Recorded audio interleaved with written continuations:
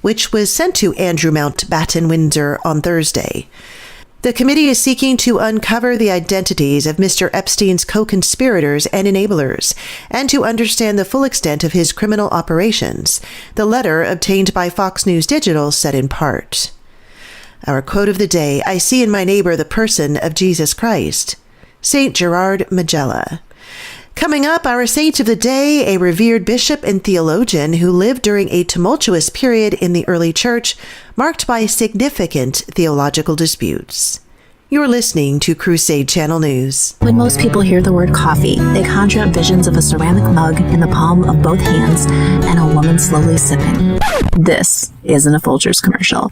It's for Capuchin Holy Roast, and here's how I take mine. With a dash of vanilla, a pinch of cinnamon, a spoonful of honey, and lots of heavy cream. Add some ice, shake, and then enjoy, while knowing that's $6 the libs at Starbucks can't spend to ruin my life and yours. Capuchin Holy Roast in whole bean or grind is available at shop.mychurch.com. We don't work on Sundays, and you shouldn't work on Sundays, but our priests work every Sunday. And we literally thank God for that, because who else could turn a lazy Sunday into a spiritual adventure? We invite you to spend your Sundays with our priests on Sermon Sundays, exclusively on the Crusade Channel. Get timely, seasonal, inspirational, and educational sermons from Catholic priests, all wrapped up in the best Catholic sacred chant music that's so heavenly. It might just make your halo glow.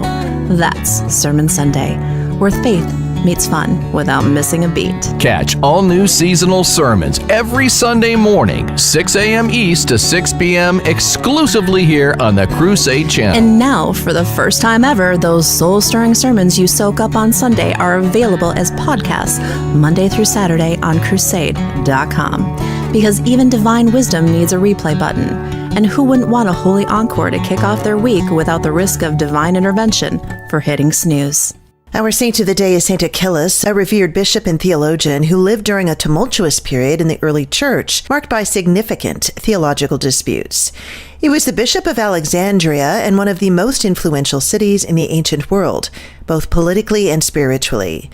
Achilles succeeded St. Peter of Alexandria, also known as St. Peter the Martyr, who had been a staunch defender of Orthodox Christian teachings during the persecutions of the Roman Emperor Diocletian. Upon St. Peter's martyrdom, Achilles was chosen to lead the church in Alexandria, a position that required both spiritual wisdom and unwavering commitment to the truth. One of the most significant challenges he faced was the emergence of Arius, a priest in Alexandria whose teachings would eventually give rise to the heresy known as Arianism. Arianism denied the full divinity of Jesus Christ, claiming he was a created being and not co-eternal with the Father. This doctrine posed a severe threat to the unity and orthodoxy of the Christian faith. Achilles faced opposition not only from Arius, but also from another heretical group known as the Meletians. St. Achilles is remembered for his courage and dedication to the faith during a critical time in church history. His efforts laid the groundwork for the eventual triumph of Orthodox Christianity over the Arian heresy, ensuring the true nature of Christ would be upheld by the church for generations to come. Coenzyme Q10, better known as CoQ10, is a trending supplement touted for boosting energy and heart health, but how do the benefits really stack up? At least to the risks. Well, it's a natural compound found inside every cell where it helps turn food into usable energy. It also acts as an antioxidant, helping to protect cells from everyday wear and tear. But according to the National Center for Complementary and Integrative Health, CoQ10 plays an important role inside the body, but there's no inconclusive clinical evidence that it can broadly prevent or treat disease. I'm Janet Huxley for the Crusade Channel, seeking news and finding truth. For 9 years now, Brother Andre Marie's Reconquest has been your source for best in Catholic philosophy, history, and saints. Well, I'm the new gal at this monastery, and Jiminy Christmas, after 4 years of auto pens, social media heresy, I could use some Catholic philosophy. Well, call yourself a blessed girl, because new episodes debut Wednesdays at 8 Central, and there's over 475 podcasts available on the Crusade Channel, our app, and always on crusadechannel.com. Live talk and educational radio. The way it should be. For the last time, I'm pretty sure what's killing the crops is this Brondo stuff. The Brondo's got what plants crave. It's got electrolytes. So wait a minute. What you're saying is that you want us to put water on the crops. Yes. Water, like out the toilet? Well, I mean, it doesn't have to be out of the toilet, but yeah, that's the idea. But Brondo's got what plants crave. It's got electrolytes. Okay, look, the plants aren't growing, so I'm pretty sure that the Brondo's not working. Now, I'm no botanist, but I do know that if you put water on plants, they grow. Well, I've never seen no plants grow out of no toilet. Hey, that's good. You sure you ain't the smartest guy in the world? Yeah. So let's go back. Okay, look, you want to solve this problem. I want to get my pardon, so why don't we just try it, okay? And not worry about what plants crave. Brondo's got what plants crave. Yeah, it's got electrolytes. What are electrolytes? Do you even know? It's what they use to make Brondo. Yeah, but why did they use them to make Brondo? Because Brondo's got electrolytes.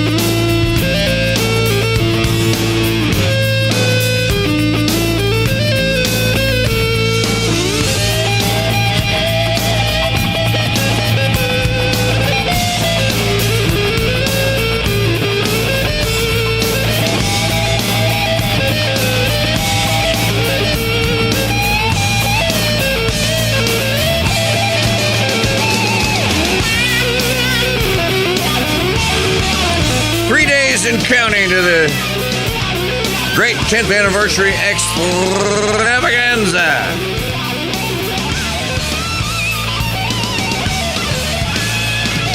I flirted with the idea for about 28 seconds today. Ditching the bow tie and going t-shirt like everybody else. Not gonna do it, wouldn't be prudent. By the way, how are people going to travel to Grandma's house over the river and through the woods and via Delta Airlines if all the planes are grounded? Just axing out loud here on a free phone Friday. It's the Mike Church Show. We are live asking the question of the day. What in the wide world of sports is going on here? Well... Oh, and remember, Friday is Hawaiian Shirt Day. So, you know, if you want to, go ahead. I'll tell you. Wear a Hawaiian shirt and jeans.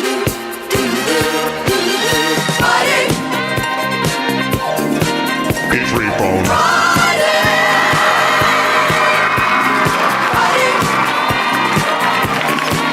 It's free phone.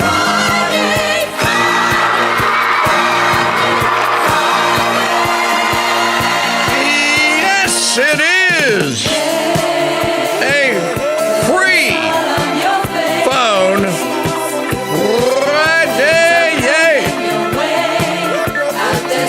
You are charged with the task of telling us what it is we shall talk about here on the program. Telephone number to take me up on this kind, benevolent, beneficent offer. Use of these radio airwaves. Call us sometime when you have no class. 844-527-8723. 844-5-CRUSADE. Email address, same as it ever has been. Hasn't been used in like a month properly. Well, we are coming up on the big 10-year anniversary, so maybe we'll hold some hope out. Maybe it's possible. I am KingDude at protonmail.com. Crusader Stadium chat room open at crusadechannel.com/chat. What's the national day today? What is it? since it's a Friday, it's like it's a sinister plot because it seems like meat dishes get. It's National Fountain Pen Day. Maggie says it's National Fountain Pen Day. I just happen to have one handy. People are going, you don't really have a fountain. Well, actually, I do. Let's see, can you see that? That there is a fountain pen, Clark. Real fountain pen, Eddie. Yeah, nothing but the best. And it actually works. I shall show you that I just signed that guy in real time with that. So, National Fountain Pen Day. How do you like that? Mine is a WB, and I know what the WB stands for. That's on that box right there. Can you see that box of ink cartridge? It's so one company left on the planet that still makes fountain pens. Wordsworth in black. Here it is. Hey, it's Friday. We can kill time if we want. There's a Wordsworth in black. You can actually get this. I got this shockingly at Amazon. I tried to find it somewhere else. But really, anyone that sells anything cool anymore, you pretty much have to buy it at Amazon or you don't get it. And it comes in this nifty wooden case. And then when you open it up there, you can see that there is if I can do it without the darn thing falling out, there is an actual pen there. And it's a really nice pen, too. It's made out of this wood here is actually teak, which means I'm probably violating some international treaties, which makes it that much cooler. And there it is. You remember back in 2009, I want to say, dear leader, Chairman Obama, there was an altercation twixt Obama, and the dude that made, let me think, was it Peavy? Was it Fender? I think it was Fender guitars. Because Fender was making certain guitar bodies out of teak wood. And Obama decided, I can't remember what the reason for it was, but the Obama administration basically made it illegal. You know, I think there was a Christian revolt in Myanmar, wherever the hell it is that teak wood comes from, and that the Obama administration decided to embargo all products that came from that particular country. One of them was teak wood. And the dude that was the CEO of the country, what was it? Trying to remember his name.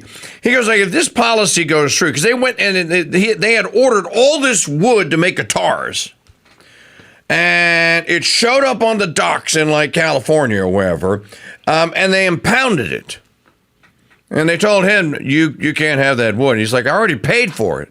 They're like, well, tough boobies. Dear leader, Chairman Obama has spoken. And they wouldn't let him have the wood. And so the guy that was the CEO of the guitar company basically went I'm going to have to claim bankruptcy. You're going to force me to lay off hundreds of people because we can't afford to buy another batch of wood. That wood's expensive. In any event, it was some exotic wood. I want to say that it was teak, and teak wood is used in all sorts of small applications like fountain pen cases. So it's National Fountain Pen Day. What else is it? Something about chocolate almond something. Chocolate almonds, we can have. It's a Friday. This is since it's a free phone Friday, I can talk about whatever the hell I want. If you've seen the movie The Big Lebowski, there's a scene in the movie where Jeff Bridges calls John Goodman up and he says, come pick me up. And Goodman's character's name is Walter Sobchak. And Walter says, I can't, dude. And he goes, firstly, he had to call him 10 times. He goes, pick the phone up, Walter. And he goes, I can't, dude. And he goes, why can't you? He goes, I'm Shomer Shopitz, dude. He goes, it's Shabbos, and I don't turn on the light, I don't cook, and I don't drive a car, and I sure as blank don't roll, or whatever the thing was. There's a dialogue going on X. Who started it? Who started the Shabbat argument? Rod Dreher in his post that I mentioned. So it was Dreher that started it? Maggie, here comes a Maggie moment. No, Dreher didn't. It's not even on. Well, then you've messed up my microphone now. Oh, good Lord in heaven. I don't know why you messed with my stuff. Okay, I was trying to rig it for the Moms, Murders, and Mysteries. Okay, well, now it's broken. Okay, it is broken. I'll have to fix it during the break. So anyway, Dreher did what? He had it in his piece. He was talking about the Heritage Foundation. Okay. And the conflict that was with the Heritage Foundation. So I'm not going to that because. Oh, so and a dude said that he wasn't going to go to it. Which one is this? This is How the Left Gave Birth to Nick Fuentes. Is that the piece? I think that's the one. I think that's the one where he talks about the Heritage Foundation. By the way, we have Tucker Carlson audio. He was interviewed last night by Megyn Kelly, and he refused to renounce. He refused to go. What do they want me to? You know what's funny about it, or kind of cool about it? The answers that Tucker gave is pretty much what I told Jordan Bloom yesterday. I'm like, well, you work for Tucker. I've been watching him for years. That's not how he does interviews. I don't understand what's going on here. Let's see here. How not to? Okay, here it is. How not to fight right-wing anti-Semitism. Not that Dreher had a lot of connections left among sane people that call themselves actual conservatives in the United States, but he is steadily torching whatever bridges he has. So now, how did I don't see it? So if you go down past the graph that he has. Okay. How Nick gave rise to Nick Fuentes. Yeah. And it talks about the ill-advised video. Ill-advised, an atheist Jew walks into a church. That first paragraph, how not to fight right-wing anti-Semitism. Are you in the same article? No. I don't even see. There it is. Okay. There. Heritage Foundation had okay. This is what we're talking about. The Heritage Foundation had held a big staff meeting with its chief, Kevin Roberts, who apologized to them. Again, Arthur Bloom broke this news yesterday, right here on the Mike Church Show, from Arthur Rihanna. Apologized to them for his ill-fated advised video last week. Why was his video ill-advised? So what did he say? Now, again, not an endorsement of Roberts. I'm not going to disavow Carlson because he interviewed Fuentes. Somebody make the point, and I think this is an excellent point to make. Why are you worried about alleged radical nutbag podcasters when now you have confirmed radical nutbag elected politicians that can make actual laws, that can steal your actual money, that can throw you actually into jail, that can actually confiscate your property? They have the power to do so. Nick, with his little podcast and whatever, can't come and take your money. Can't come and throw you in jail. Can't come and confiscate your property, et cetera, et cetera. Jill Sparnberger and Mikey Willis. What's her name? Mikey, the new mayor, governor of New Jersey, and the con man Moron Kamdani.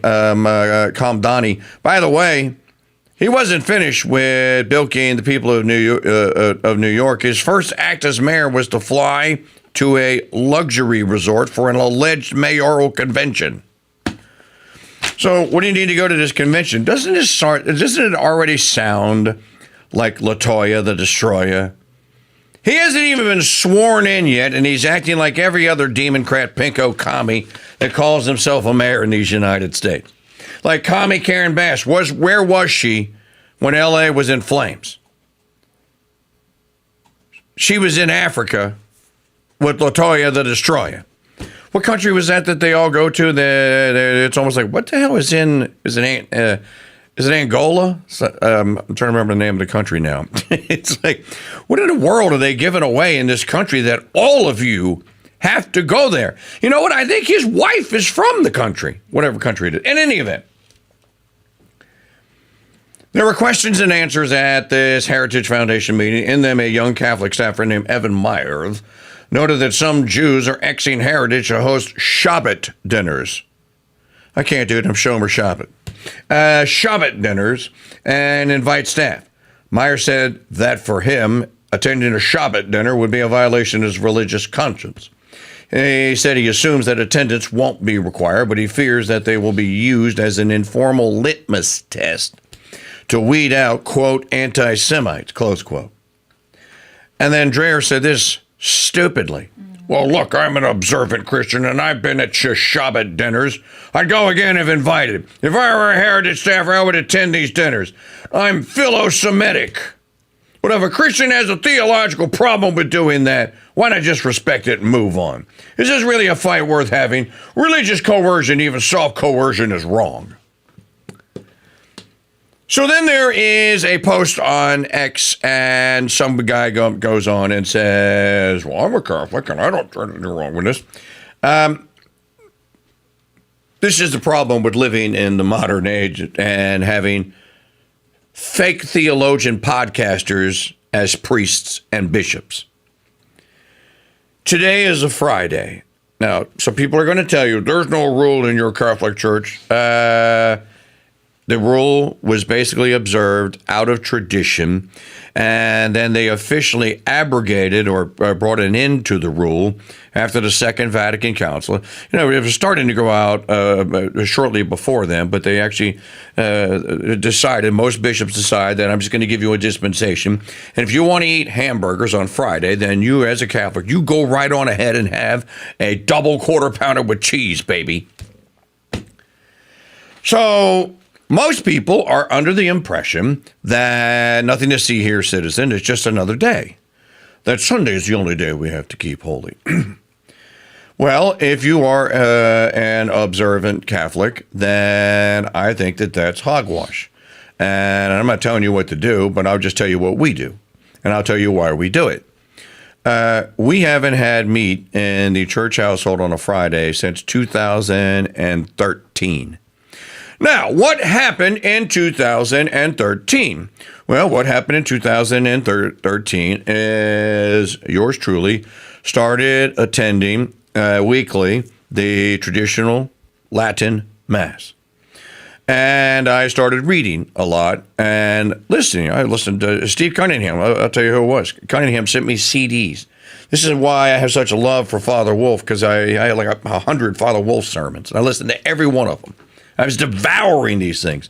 Plus, I was taking Philosophia Perennis with Brother Andre, and many of you were in that class. I learned that I was wrong about many things, and certainly I was wrong about many observances, that every Friday is a Good Friday. There's not a Friday that goes by. Even there was one instance. The Dobbs decision came down on a Friday, making Roe versus Wade a thing of the past. Plus, wasn't it the feast of like the Sacred Heart and St. John the Baptist all on the same day? And if you'll remember this, Father Glock called the show during the middle of it, because I was going like, I don't know, maybe we're not supposed to have meat today. And Father Glock called in and he said, with all that's going on here today, I'm ordering you to have a steak. You can have meat on this day.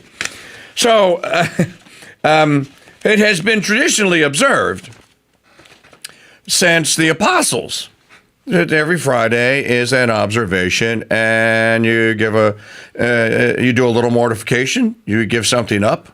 What did Jesus have on? If you're a Protestant, you can answer this question truthfully, and I think you should answer the question: what did he get when he was on the cross? From the time they threw him into the cellar in Caiaphas or Ananias' house, what did our Lord have? He didn't have anything. He was given no food. He was given no water. The only thing that they gave him, they mocked him when he was on the cross, and they put the sponge into the gall, and they tried to basically give him vinegar, which he didn't take, and he said, it is finished, or it's consummated, or paraphrasing whatever the terminology our blessed Lord used. But he didn't. He took no nutrition or sustenance that day. This is where the tradition comes from. So you can knock it all you want, but Catholics observed this all the way up until very recently, like in the last 50, 60 years. And so Friday is an observation, is the day. And again, I don't think any priest today is even going to tell you, no, you can't eat meat on Friday. He's going to tell you, if he's a good priest, you shouldn't, that you should have, it's called abstinence. As a matter of fact, if you go to, I'll pull it up during the timeout. It's a Traditio website. They have the calendar, the actual Catholic calendar of St. Pope Pius X. And they've updated some of the saint days, some of the canonizations that have happened since. But it's a pretty good guide to the way Catholics used to live as far as what you should, and shouldn't eat. Like, for example, there is these days called Ember Days. Now, we observe them if we see them on the calendar. No one else in the modern world does. But the prohibition on Friday, as a matter of fact, Philip put the document actually in the chat room right there on Sacred Times. And you can read it for yourself. So this argument gets started then. And then John Daniel Davidson, Dreher said, there's no such thing as an observation on Friday. If you got to go to a whatever. No, you also can't go to a Seder. If someone asks you to go to a Seder and you're practicing the Catholic faith, you shouldn't go to a Seder. Now, this is shocking to many people. It was shocking to me when I learned it 12, 15 years ago. John Daniel Davidson. We need to get John Daniel Davidson back on the program. Many Catholics keep the traditional practice of fasting or abstinence on Fridays as a penitential practice in remembrance of Christ's Passion on Good Friday. Correct. So, yeah, there is something in Catholic teaching that might preclude some Catholics from attending a Shabbat dinner, besides conscience considerations. But you'd have to be at least a little familiar with Catholic teaching and tradition to know that, and apparently most people aren't. And this is why social media is a pox and a scourge on everyone's houses. And again, you have all these bishops and popes and then theologians running around on podcasts.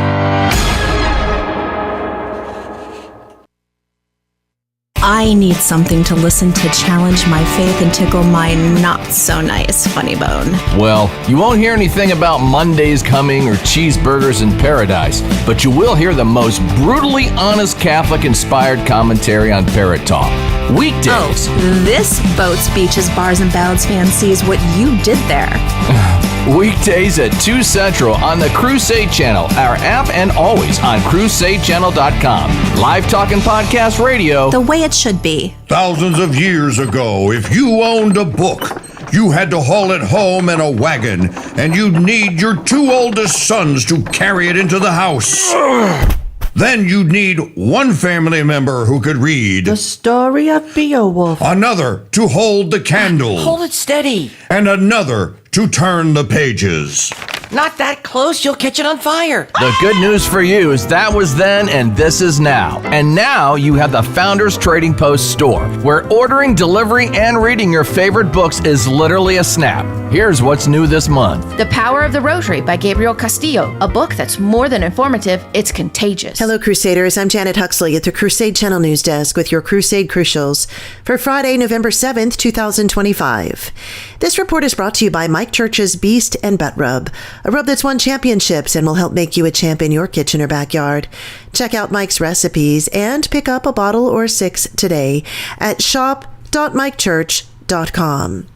In the market report, the Dow was down again, 0.84%, while the S&P dropped 1.12%. NASDAQ plummeted 1.90%. Today is National Bittersweet Chocolate with Almonds Day.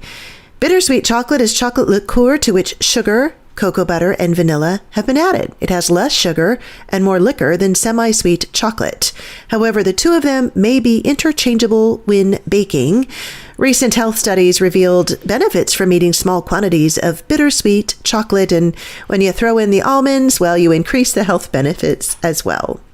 Today is also National Canine Lymphoma Awareness Day. It's Retinol Day and National Jersey Friday Day. So wear your favorite team's jersey today. Our quote of the day, I see in my neighbor the person of Jesus Christ, St. Gerard Majella. And our saint of the day, a revered bishop and theologian who lived during a tumultuous early period in the church, Saint Achilles. You're listening to Crusade Channel News. Hello, Crusaders. It's Trader Jill, aka Lee. When I want the best in live talk radio in the palm of my hand, I always have it with the all-new Crusade Channel 2.0 app, even for technophobes, like Jim. I heard that! Listening to or watching the KingDude live or on podcast is just literally 2 clicks away, and installing the app is so easy. Open up a browser on your device, go to crusadechannel.com/app, tap the download button, then open the app. Tap login now or proceed as guest. See? It's really that simple. Don't ever be without the Master Chief himself.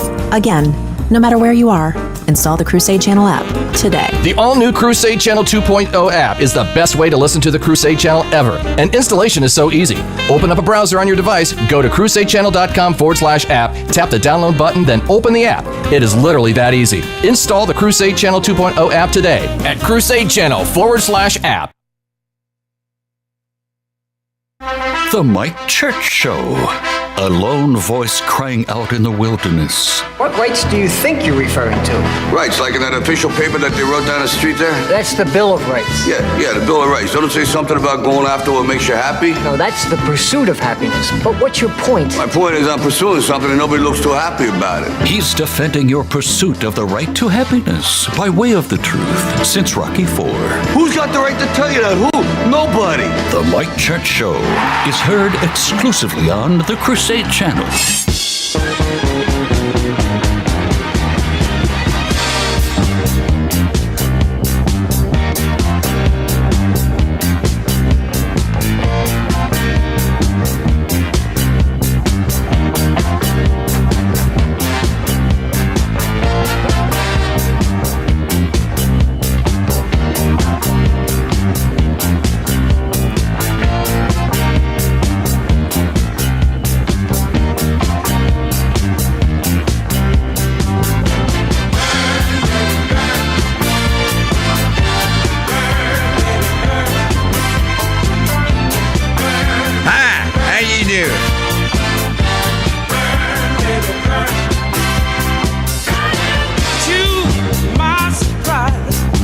The Emperor Cool, as Trader Jill calls me.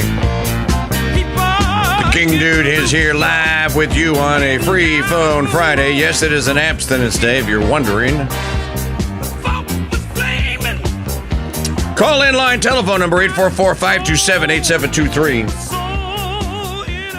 You know, if I do one thing to convince people to do something for the Crusade Channel on this day, it would be to go to crusadechannel.com/app and per your device, choose which one is supposed to work for you and download the Crusade Channel 2.0 app, which is, I was telling Maggie, as a matter of fact, I made a little video yesterday. I haven't put it together yet, but I will. If you're just going through radio or other podcast apps, if it's not made by Spotify or Apple or one of the bigs or whatever, our app is up there in world-class category territory. Especially if you just want to listen, you don't need anything else. Get the app. Whether you're on the preview stream or you're the premium stream because you're a Founders Pass member, it literally, by the way, here's a user tip. If you are listening and you're using the app and you got that beautiful, look at that, it's beautiful. You have this beautiful, most beautiful of all, what do you call that? What do they call that, RFK? What is that? That little bar at the bottom of the screen. I love it. It's yellow. It's beautiful. On the far right side of that little yellow bar where all of the metadata is now scrolling so perfectly and beautifully, telling you what show is on, what segment is in, or whatever it is that we're telling it to tell you, which we can improve upon, and we will. To the far right, there's a little arrow. Tap it. You're listening right now, tap it. And go, surprise, surprise, surprise, Sergeant Carter. Now leave the app. You're good to go. That screen is going, that is an Ajax-friendly screen, which means unless you start another audio file or a video that has audio in it somewhere else, that screen is now taken over the app and should just play in the background. Now, that's how it works on my iPhone 17, and I had it on for like 3 hours the other day when I was testing it. So it's just a nifty little screen, and you'll see it pops up a whole screen now. Now, there's nothing that is distracting you about, because you're listening, when you're a radio listener. And so the app just works perfectly. If you're looking for the podcast of the show, it's so easy. You tap the hamburger menu in the top left-hand corner, and just choose Mike Church Show. We put it as a menu option. It'll take you to my podcast page, and I think there's 191 podcasts on that page, because we just started putting them as actual podcasts, which means when you select one and you're logged in, that big, giant, beautiful play button at the top of the page over the graphic for the day, tap it. Not only is it a play button, it's also a fast forward and rewind button. It's cool. Try it. So you hit that play button, it'll start playing. If you put your finger inside the circle where the triangle is, and start moving it clockwise, you'll note that now you can drag to whatever point in the show that you want, forwards or backwards. It's really cool. Igor just updated. I love that our Pro Radio WordPress theme developer, he and I are like buddies, and I can ask him for anything that has anything to do with that site. And if it's not built into it, he'll either say, Michael, you give me serious. This is development task. I charge like $2,000 an hour. But for you, old friend, I see if I can make workaround. And he never stops. That dude never stops working on that app. And you could see the improvements in things like that little play button. So it's really cool. Get the app. It works. Who is this? Who's Antonio Brown? Oh, he's a Falcon. Hey, he's an Atlanta Falcon. Couldn't happen to a better team. I'm sorry. Did I say that out loud? Oh, this is serious business. Antonio Brown arrested on an attempted murder charge. He says, I was jumped by multiple individuals, and so it was just for self-defense. Is that what he's saying? That's what he's claiming. Well, that's what he's... Okay. Yeah, but look at all his other arrests. Well, he's a professional football player. Of course he's been arrested. Of course he has a rap sheet as long as your arm. What do you think? These guys are... Okay. Yesterday in the White House, there was a big hoop-de-doo press conference, and Ozempic was the topic. Now, what did RFK Jr. say, that Americans are going to lose 125 million pounds? That's a lot of pounds. 125 million pounds over the course of... He said 1 year from today, with people that are eligible and take advantage of this program, if they get the Ozempic and they follow their doctor's orders and they take it, 1 year from today, America will be 125 million pounds lighter. Now, Ozempic was originally made for diabetics, right?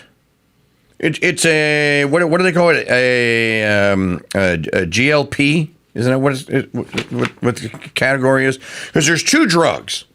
There's two drugs yesterday, and both of the CEOs, the dude from Eli Lilly and from Nordics, Nordic Stan or Nordics, whatever, I can't remember the name of the other drug company. GLP, that's what it is, were in the White House, and they made the announcement. So it used to cost $1,300 a month for a monthly dosage of Ozempic, and now you can get it for $140. So that's my question, Defender. He asked Bobby Kennedy, he said, I don't know, Bobby, this stuff is safe, right? Do we have any concerns? Is there anything that's bad to say about Ozempic? I don't know, Bobby. So he asked RFK Jr., who said no. Now, I remember a couple of years ago when this stuff first came out and people started using it to lose weight. Maggie, maybe, or I was supposed to fix your microphone at the break. You got to remind me to do these things. The way that it burns, the way that I understand it, the way that it burns or that you lose weight is that it burns these subcutaneous fat. Which is why someone that's on Ozempic and is losing weight is going to look after a couple of months like Skeletor. Because all the fat, your subcutaneous fat, which means subcutaneous right below your skin, right? Your subcutaneous fat's going to be the first thing that's going to go, not your gut fat. Now, I don't know. Again, some people swear by this stuff.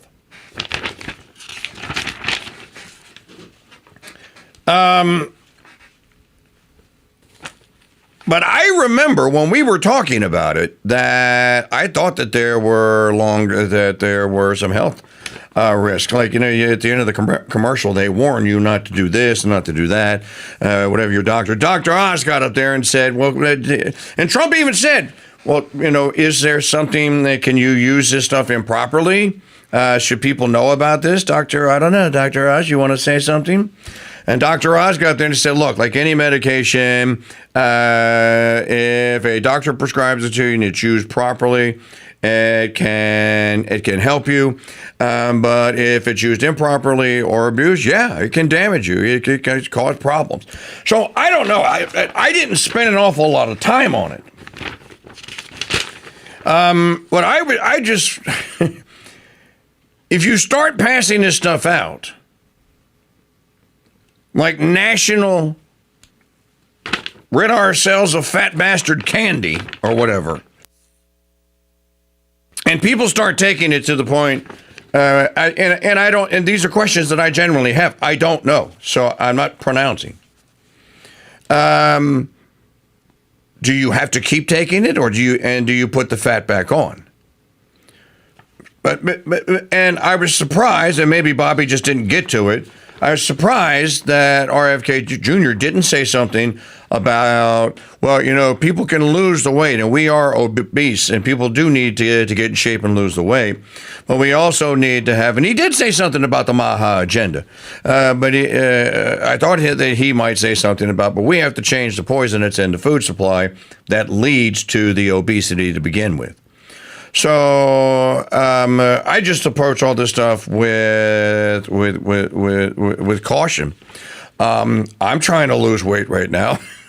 I'm trying to lose the church tire company spare tire for like the last year. And I guess as I got older, certain hormones, I stopped making them. And my metabolism slowed down to where I'm like, I'm not eating anymore. As a matter of fact, I'm eating better than ever because we don't eat processed flour foods anymore. None.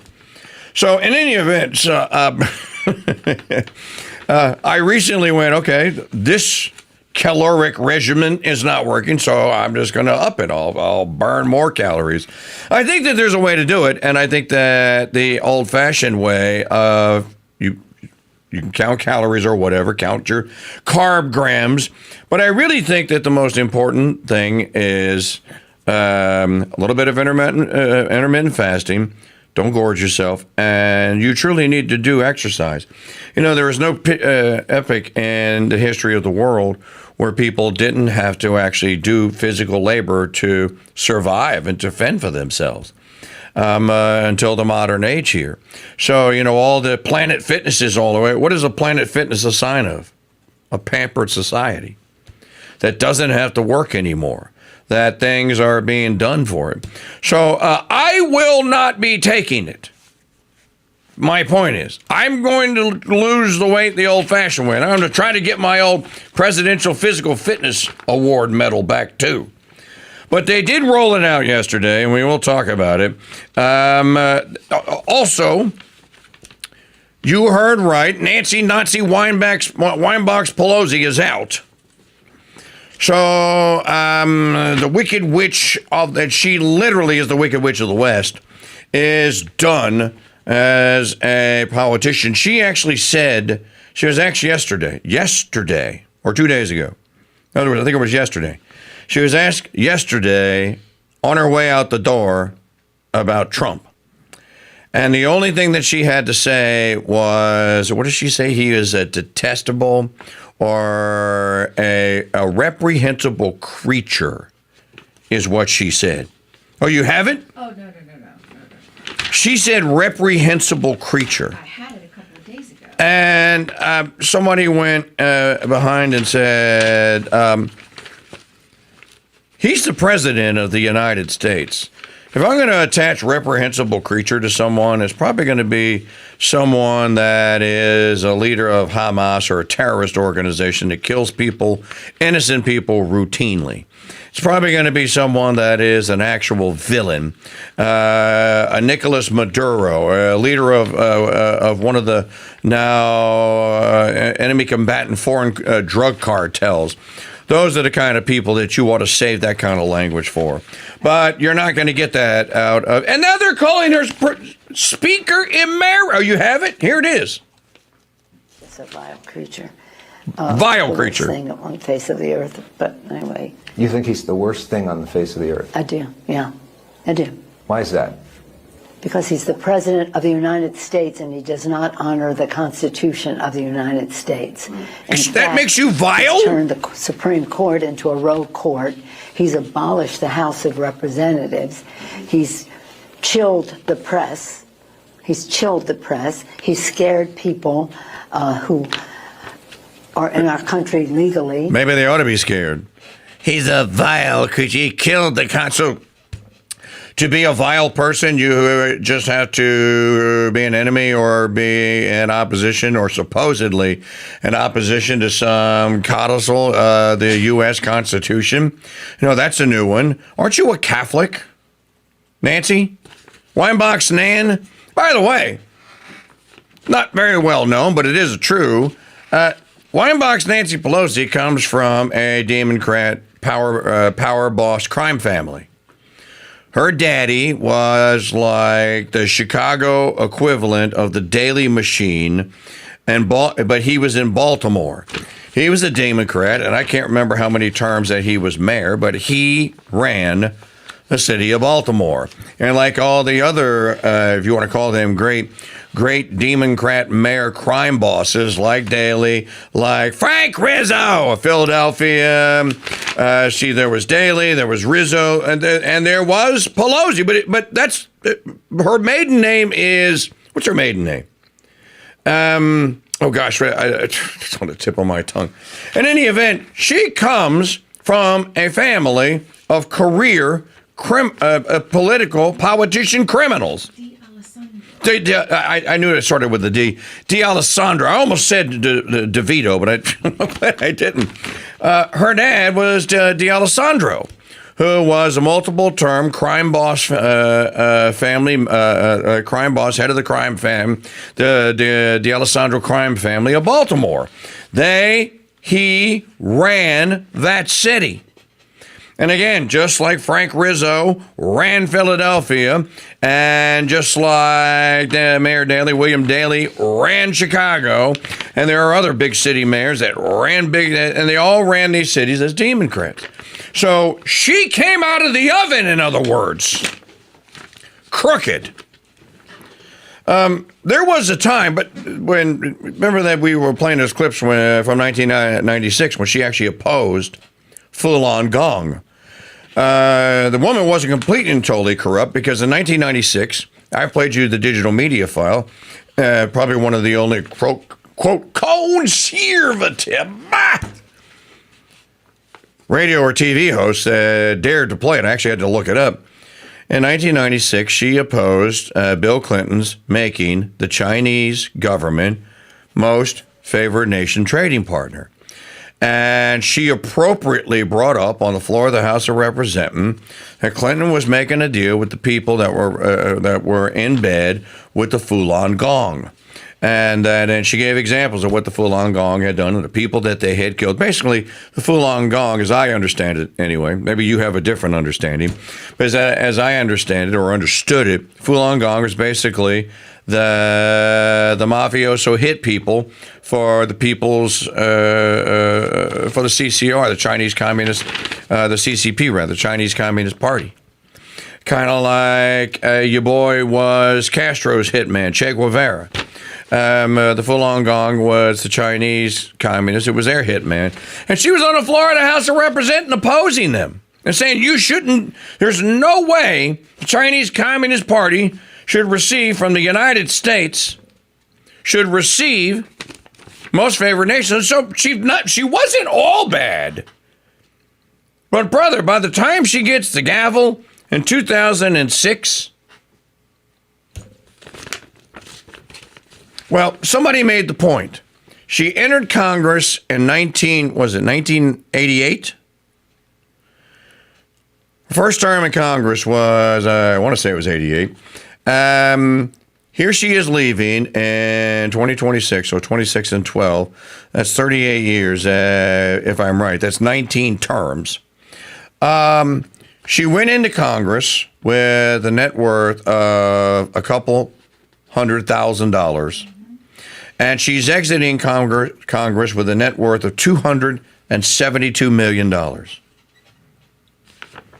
How does someone that is supposedly a full-time member of the House of Representatives, Speaker of the House for 8 years, how does someone with that busy of a schedule and that many governmental commitments have time to go out and earn $272 million?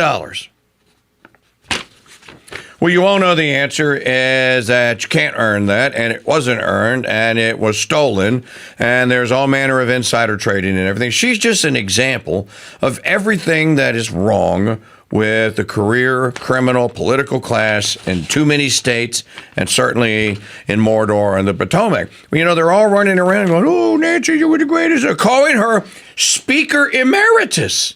Speaker Emeritus! Read the Constitution. You know, here's one for you. Ho, ho, ho. You want one? She said, why is he a vile creature? She would just ask the question, why is he a vile creature? And she said, wax on, wax off. All roads lead to Putin, 2014, then Ukraine, then wax on, wax off. She said, because he, what did she say? Disobeys. He does not honor He doesn't honor the U.S. Constitution. You are allowing them to call you Speaker Emeritus. Article 1, Section 9, same U.S. Constitution.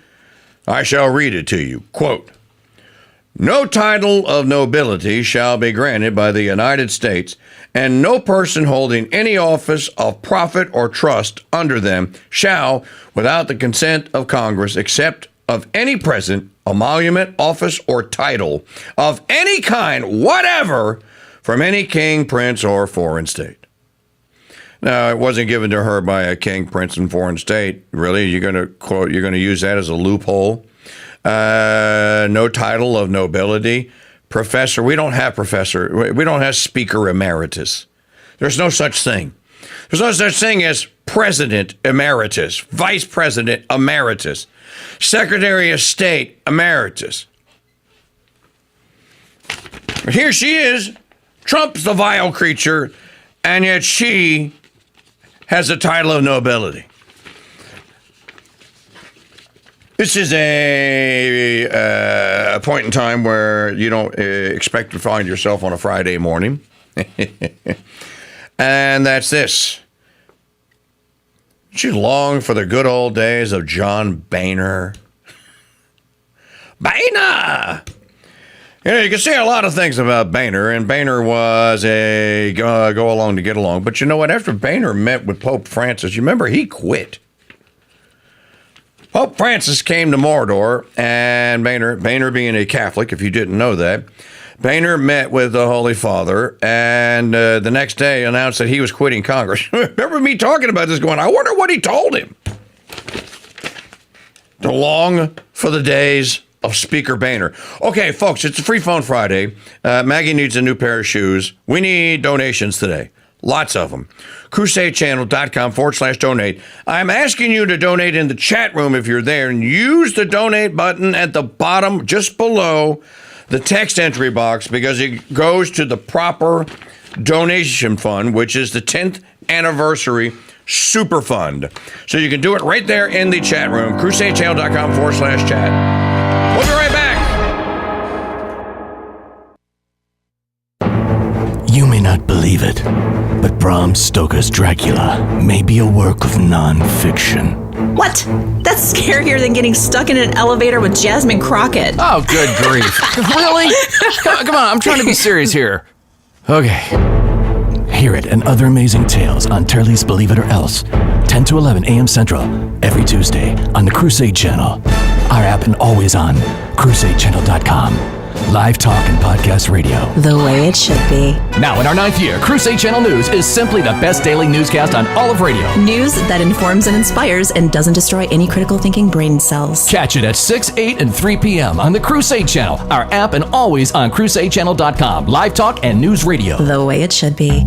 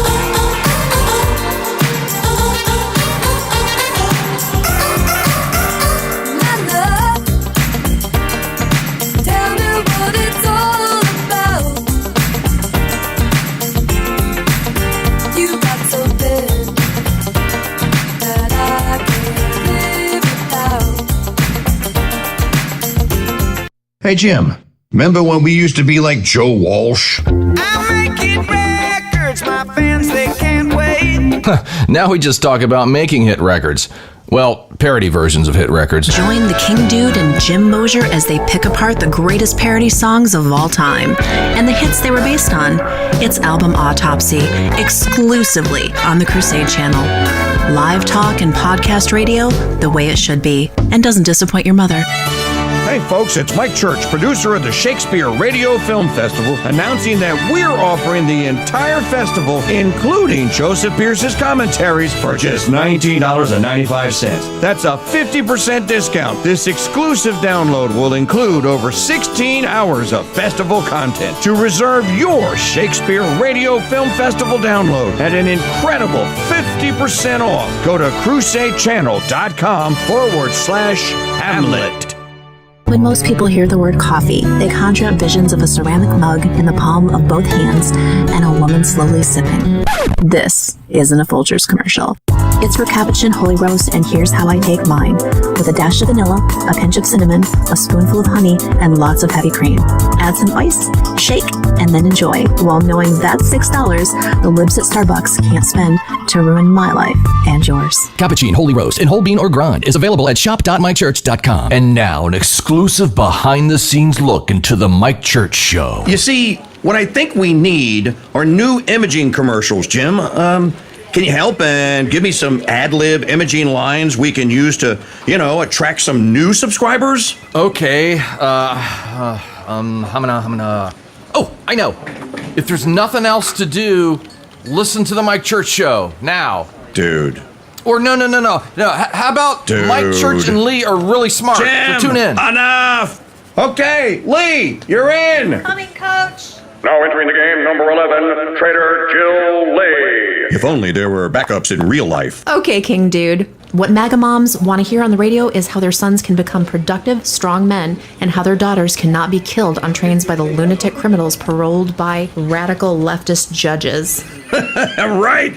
That's a good one, Lee. Hey, Jim, how about some Gatorade for Lee? Okay. Thanks, Coach. I'm really working up a sweat here. Okay, how about making a spot about the new app? It's so easy, even a boomer can use it. Perfect. I know just the boomer.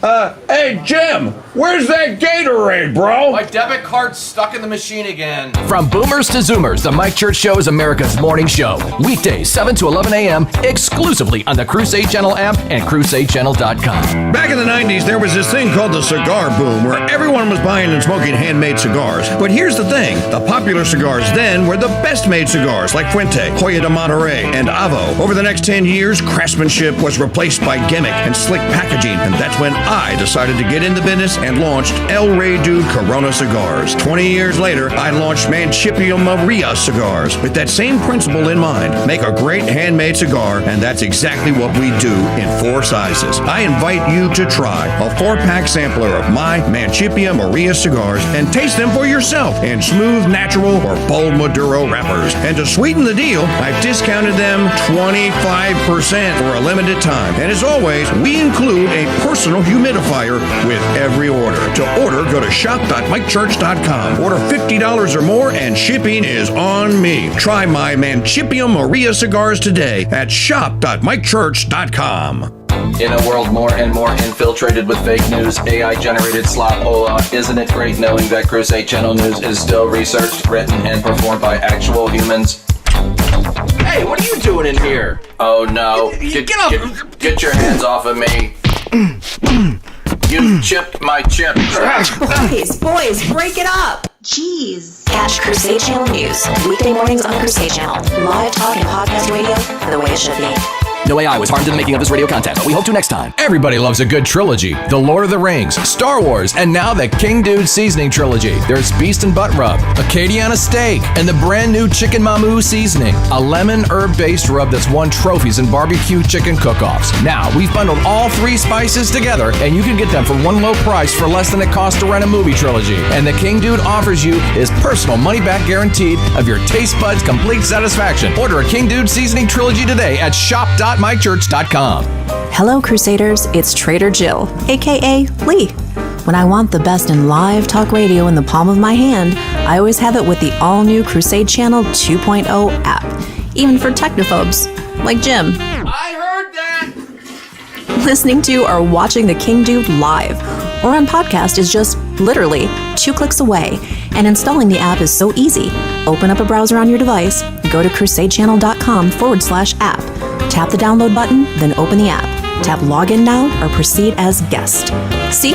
It's really that simple. Don't ever be without the Master Chief himself. Again, no matter where you are, install the Crusade Channel app today. The all-new Crusade Channel 2.0 app is the best way to listen to the Crusade Channel ever. And installation is so easy. Open up a browser on your device, go to crusadechannel.com/app, tap the download button, then open the app. It is literally that easy. Install the Crusade Channel 2.0 app today at crusadechannel.com/app.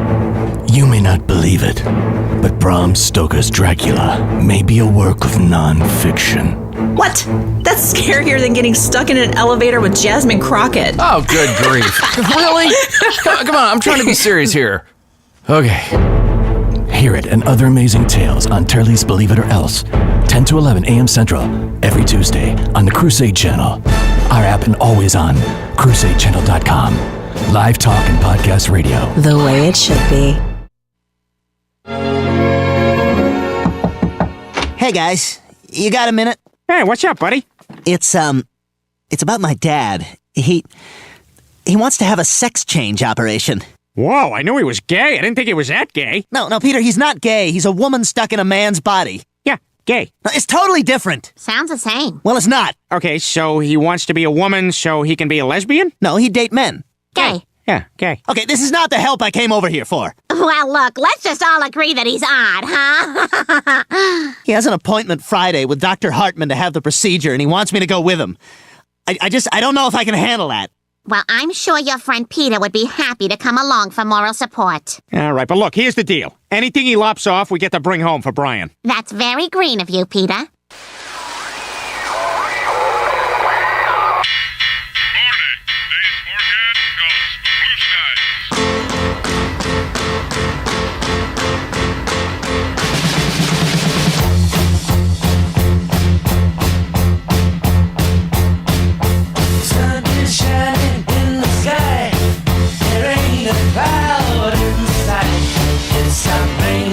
Everybody's in the play, and don't you know, it's a beautiful new day.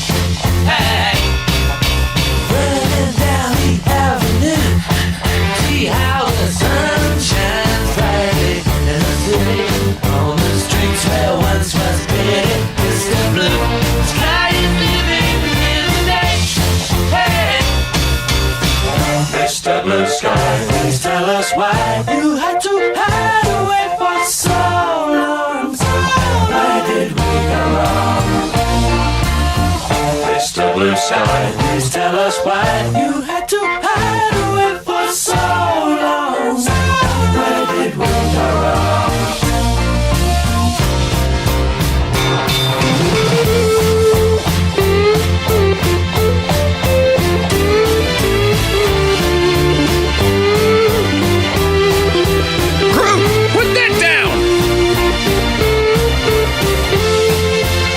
Let you in on a little secret. Hey, you with the pretty face, welcome to the human race. A celebration, Mr. Blue Sky's up there waiting, and today is the day we waited for. Oh, Mr. Blue Sky, please tell us why you had to hide away for so long. You know, I wonder if they made a video. The Groot video is good enough. A little Groot video for Mr. Blue Skies. Greetings, it is a Friday, Free Phone Friday. Call-in line telephone number is 844-527-8723, 844-5-CRUSADE. We're not having any blue skies around here because we have gotten these many donations today. 0.0. So, crusadechannel.com/donate. crusadechannel.com/donate. You said you got one? Jeff Corson. Oh, Jeffrey Corson, thank you. Well, we didn't get a shutout. Hallelujah. Still many, many more to get Mama into a a used pair of shoes from Goodwill today we'll take. crusadechannel.com/donate. This portion of the program also brought to you by the Founders Trading Post Store. Spes Nostra is the book, or Space Nostra, and it's from the Slaves of the Immaculate Heart. That's the sisters at the St. Benedict Center in Richmond, New Hampshire, and of course, Sister Marie Gabrielle as the primary contributor to the work. It's a great little book. We have for you the limited edition, which is in the green suede leather or faux leather with the beautiful pages, with the gilded edge pages and the ribbon inside to mark your place. So you don't need a bookmark. It is the bookmark. It's a great little book, and you don't have to read it linear. You can read whatever you wish to talk about or read about, whatever's going on in your life that particular day. And there's an index to help you find exactly what it is you're looking for. Oh, come on. Space Nostra is the is.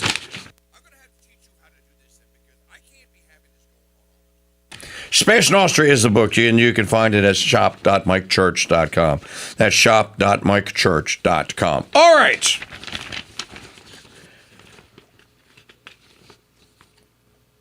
Did we ever find out where they were?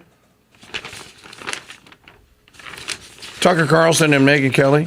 Couldn't have been at the... Boy, isn't this great? I think we ought to do this. So Fox News has its own fake award ceremony where they award all the people in their echo chamber awards for being in the echo chamber. It's a wonderful thing. What are you giving me this award for? You're part of our echo chamber. Oh, I am? Yes, you are. And we're giving you an award to tell you how great you are in our echo chamber. So they gave out the echo chamber Patriot Awards last night, but so it couldn't have been at that. Because they wouldn't have had Tucker and Megyn Kelly on the stage. Couldn't have been at a TPUSA event either. It was just a Sirius XM Megyn Kelly interview. Okay, so he was then he must have been in New York.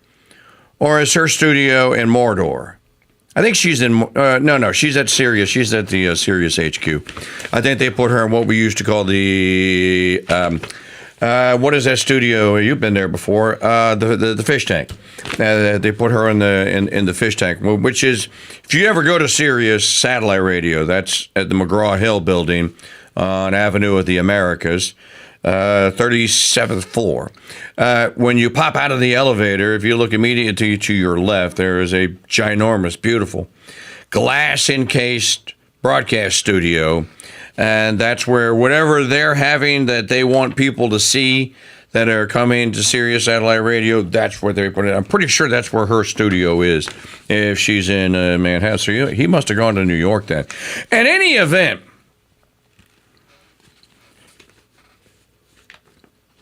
she was trying to basically give him an opportunity. I wonder if she has 6 producers. I wonder if one of the 6 producers, and just for reference sake, we have one. Well, I guess if you count Allison as an audio producer after the fact, but she's not part of the live show, so we have one. We're working on getting a second. You can help us with that by upping your Founders Pass membership and making a donation at crusadechannel.com/donate.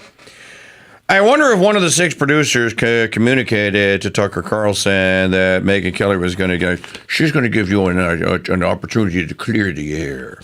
She's going to give you an opportunity to make it right with little Ben. And with all the people that are upset with you because you went all anti-Zionist and tough. Because she does ask him the question, several of them, and then kind of looks like, no, dude, you're not doing what you're supposed to, man. You're supposed to grovel at the feet of the Israelis. You need to stop, bro. So I think that this is probably the most fascinating audio we had today. Start at the top. Why should people be opposed to genocide? No, I don't even know why this is a question mark. It's not a question mark in my mind. And it hasn't been a question mark in my mind. Remember when the government of the United States, remember when Obama had his kill list? Does everyone remember when Obama had his kill list? When it was revealed that Barack Hussein Obama had a kill list. There were like 5 people on earth that opposed this. Me, Ron Paul, Walter Jones, and a couple other people. At the same time, the U.S. military was conducting operations in the northeastern, I think I have that right, the northeastern part of Africa. As a matter of fact, there was a movie made about it. It was continuing after Clinton did it. And Black Hawk Down was the Ridley Scott movie about what happened in Mogadishu in Somalia. Well, the United States military was still conducting operations, and there were instances where you would hear that U.S. military forces had gone into whatever country and had met opposition for such and such, and there were such amount of casualties and whatnot. And a war was never declared. Congress never authorized any of these missions, and yet there were U.S. armed forces carrying them out. And there were people, good people like us, that were saying this is wrong. Not only should you not be killing people in this manner, Congress hasn't authorized it. Remember when Hillary What is the movie that John Krasinski directed, 13 Hours, with Ambassador Andrew Stevens?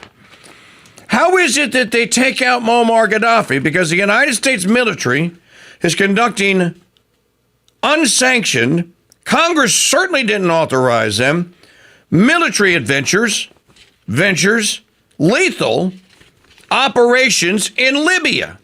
And look, this is an iceberg here. I'm like poking my finger on the top of it. So the idea here that suddenly Mike Church and people like him and like Tucker Carlson have now decided that the U.S. military and other militaries around the world shouldn't be killing civilians in military operations. And all of a sudden we started to denounce it. Not true. That is not true. And I think that at one point, I didn't hear the entire soundbite, but I think that at one point that Tucker says something to that effect, and that, well, I haven't changed anything. I just changed the country I was pointing my finger at. So play digital media file number 6. This is Tucker with Megyn Kelly last night before somebody could pop into the chat room and go, who is this? Somebody please, for the love of Pete! Is totally illegitimate and very specifically unchristian to attack people for their DNA. Like, I hate this group. You wanted him to hear that. We all have to hear that. And because that is the basis of Western civilization. Western civilization is derived from the New Testament. That's not the fishbowl. It is based on Christian ethics. And the core difference between the West and the rest of the world, not just Israel, but every other country, is that we don't believe in collective punishment because we don't believe in blood guilt. We don't believe that you were born guilty, and we also don't believe that you're born virtuous. We believe that God created every person as an individual. God did not create communities. Every woman gives birth to a human being, and every person has the spark of God inside him. I mean, that's what we believe as Christians. What is this and human being every person has of? the possibility of redemption. And in my religion, the great human hero, in Christianity, Jesus is God in human form. But the great human hero in the New Testament is its primary author, Paul, who was Saul of Tarsus, who was the primary persecutor as a Pharisee of Christians. He was murdering Christians. He was Jewish, by the way, so like everyone in the New Testament, but he was on the way to go murder more Christians, that he met Jesus, and then he became the great evangelist of our faith and wrote the majority of the New Testament. So like, he's my personal hero, but he's also living testament to the truth about people, which is each one of us was born as an individual, and we will face God alone at the end to account for our lives. And along the way, there is always the possibility that no matter what your genes are, or what you look like, or what your religion is, that you can change and that you can be saved by Jesus. That is Christianity in 3 sentences. And so that is reflected, even for people who aren't Christians, that is reflected in an ethical framework and a legal code that is the only truly unusual and great thing about the West, which is we do not punish the innocent. We only punish the guilty. We do not, you commit a crime, we don't throw your kids in jail. We don't execute your cousins. We don't commit genocide against your whole tribe. We punish you because you did it. We treat each person as an individual. That is Western civilization. That's a Christian understanding. It does not derive from any other religion. Christianity alone, unique, makes that claim. And that's the basis of our justice system, which, again, even non-Christians appreciate. That's why they move here. Is he right, Mr. Helper? It's self-evidently more humane. That's where the idea of human rights come from. They're not collective rights. It's not that your tribe has rights and his tribe doesn't. It's you as an individual have rights. And that idea is not only being challenged in our country, it's being disregarded. It's disregarded in DEI, it's disregarded in affirmative action. Identity politics is a refutation of that idea. We are awarding some people stop something. the tape here. Okay. All good stuff, all true. Where have you heard this before? And I don't want to grab. Can I get the soapbox, guys? Okay, they're wheeling the soapbox in. Let me jump up on it. There we go. And I saith unto you. How many times have we been over this on the Mike Church Show here? Or how many times has Brother Andre Murray been over it, for example, on Reconquest? How many times have you heard Mike Parrott talk about this on Parrott Talk? Or many of the other great shows over the last 10 years you've heard?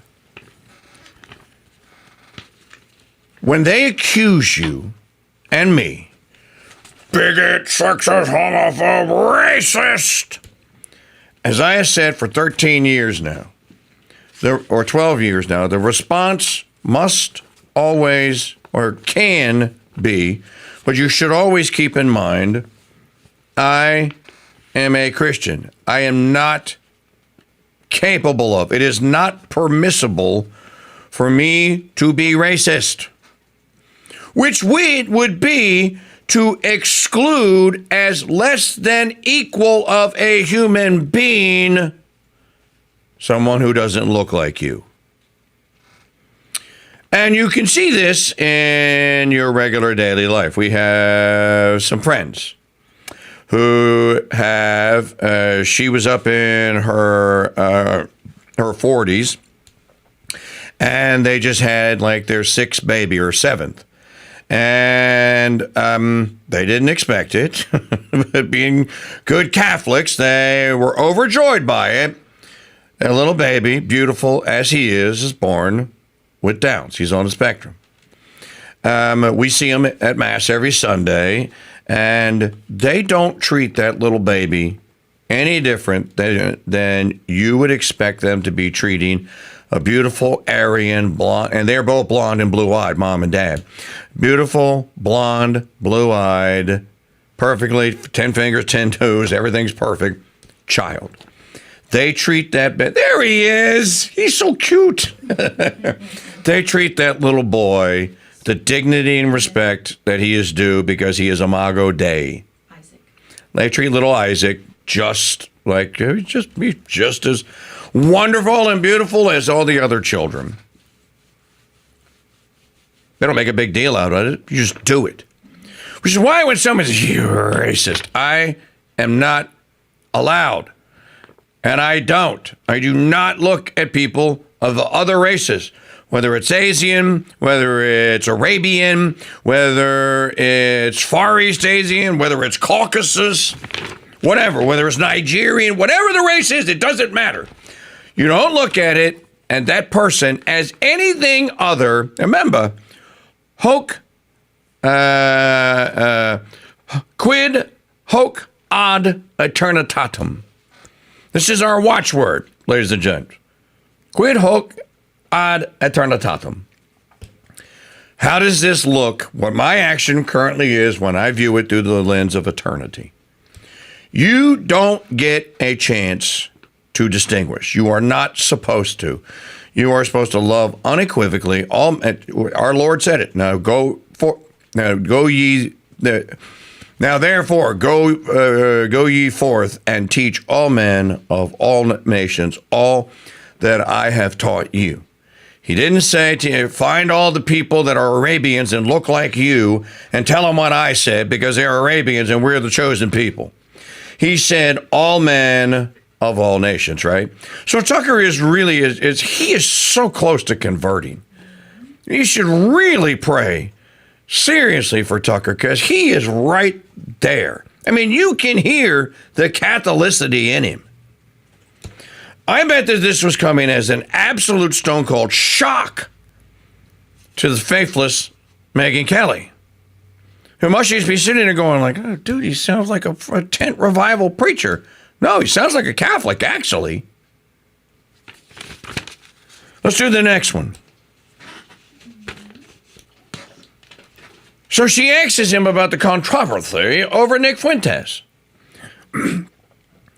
And Tucker Carlson's responded, was I supposed to yell at him? I didn't get the memo on that. You know, it's so in sync with what Jay Arthur and I talked about yesterday from Arthuriana. It's creepy. It literally, it's creepy because he pretty much says about himself what I said about him to Jay Arthur yesterday. So here, listen for yourself. The main criticism, as I understand it, has been, well, yes, platforming. They say that. I don't accept platforming as a valid objection. What is that a verb, by the way? You take a noun and you make it into a verb and nobody says anything? As a former editor, I say no. Yeah, agreed. Okay. Honestly, but as far as I know, Nick Fuentes hasn't eaten anyone. You know, I mean, Jeffrey Dahmer ate people, and he was platformed by Diane Sawyer. Dude, we have a sitting member of Congress. I spoke to the Speaker of the House. That's a good point. Today. We have a sitting member of Congress from Florida called Randy Fine, who was literally texted or put on Twitter, we should kill them all. Every single one. Someone texted a picture of a dead baby, and he laughs at it. And it's like, this guy's a lawmaker who's appropriating money to a military committing genocide, and that's cool? It's not cool. No. And let's just be honest. That is much worse than anything Nick Fuentes has said. Period. So the main pushback has been... He got the golf clap. When you had Jeffrey Dahmer or the Ku Klux Klan, et cetera, these journalists went after them, like exposed the terrible things. And Nick Fuentes has said a long list of very vile things. Big time, including attacking my dad, which was the most vile of all, in my opinion. Yeah. I mean, I personally have watched videos of him questioning the Holocaust, likening it to baking cookies in the oven, and there's no way you could have gotten to 6 million, seems to be his theory. He seems to think that we've way overstated the number of Jews killed in the Holocaust. He's ripped on poor Usha Vance in the most offensive terms, which I mean, so what do you say to those people? Say, why didn't you raise any of that? You know, do your own interview the way that you want to do it. You're not my editor. Buzz off. I mean, I don't know. Exactly. You want to go yell at Nick Fuentes? I'll give you his cell. Call him and go sit and yell at him and feel virtuous or whatever. That's up to you. I got the same thing with Putin. Why aren't you yelling at him? Okay, why? So I can show that I'm a good person? I care about what my wife thinks, my children think, and God thinks, and that's it. I don't need to prove that I'm a good person to you. You may think I'm a terrible person. Okay, I'm just doing my thing, which is I want to understand what people think. And I'm committed to that. And if you don't like it, don't watch. That's my view. Yep. But that doesn't mean that I share the views. I'm not telling Nazi jokes, obviously, or Holocaust jokes. I mean, please. Again, pretty much what we said. You don't have to. This is. So many people today, I think that this is the error. So many people today are convinced that if you just yell, if you libel or slander someone enough on your social media, and I went on and online and I told him this and I took him down a bit and I did that. So many people are of the view that somehow it is your responsibility to save from ignominy, every human being, that you personally bear the responsibility to right all the wrongs of the world, and that if you see that there's a wrong out there, then you must go on social media and you must post. Thou shalt post the complaints and differences thou hast with thy fellow man. I must have missed that commandment. It is pride. That is pride. And I think we all have way too much of it.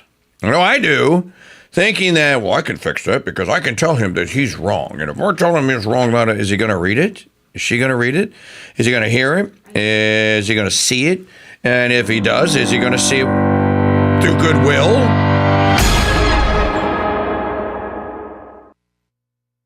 For 9 years now, Brother Andre Marie's Reconquest has been your source for best in Catholic philosophy, history, and saints. Well, I'm the new gal at this monastery, and Jiminy Christmas, after 4 years of auto pens, social media heresy, I could use some Catholic philosophy. Well, call yourself a blessed girl, because new episodes debut Wednesdays at 8 Central, and there's over 475 podcasts available on the Crusade Channel, our app, and always on CrusadeChannel.com. Live talk and educational radio. The way it should be. Thousands of years ago, if you owned a book, you had to haul it home in a wagon, and you'd need your two oldest sons to carry it into the house.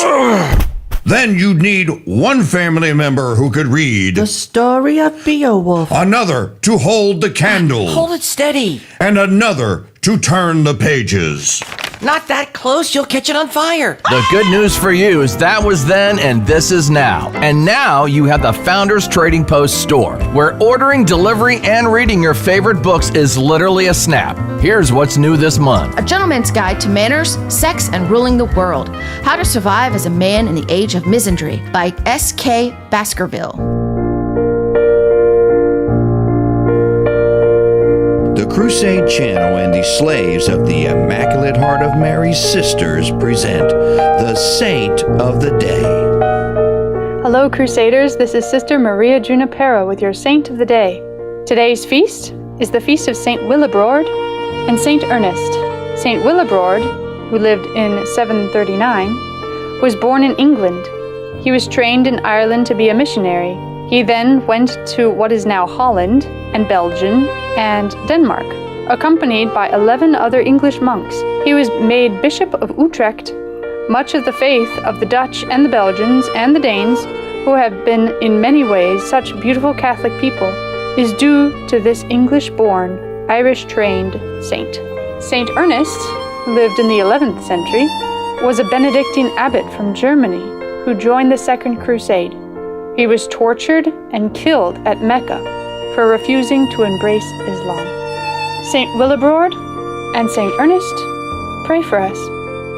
Thank you for joining us for this brief summary of the lives of today's saints.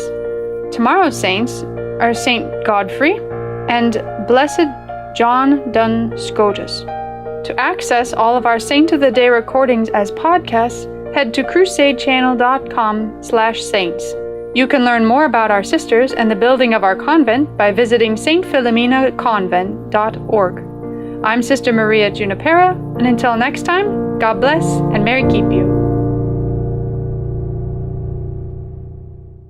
Do you hear that, Maggie? Do I hear what? You don't hear the sound of bees buzzing about? No, I see the result of that buzzing about in these beautiful new beeswax candles. We sell candles now? Not just any candles. These are handmade beeswax candles. Well, that explains me imagining bees. And they come in different sizes. There's a votive, a 3-day, and a 7-day size too. Well, that should start a buzz in the store. It better, or you'll get the buzz. Order handmade beeswax candles today while supplies last at shop.mikechurch.com. Hello, Crusaders. It's Trader Jill, aka Lee. When I want the best in live talk radio in the palm of my hand, I always have it with the all-new Crusade Channel 2.0 app, even for technophobes like Jim. I heard that! Listening to or watching the KingDude live or on podcast is just literally 2 clicks away, and installing the app is so easy. Open up a browser on your device, go to crusadechannel.com/app, tap the download button, then open the app. Tap login now or proceed as guest. See?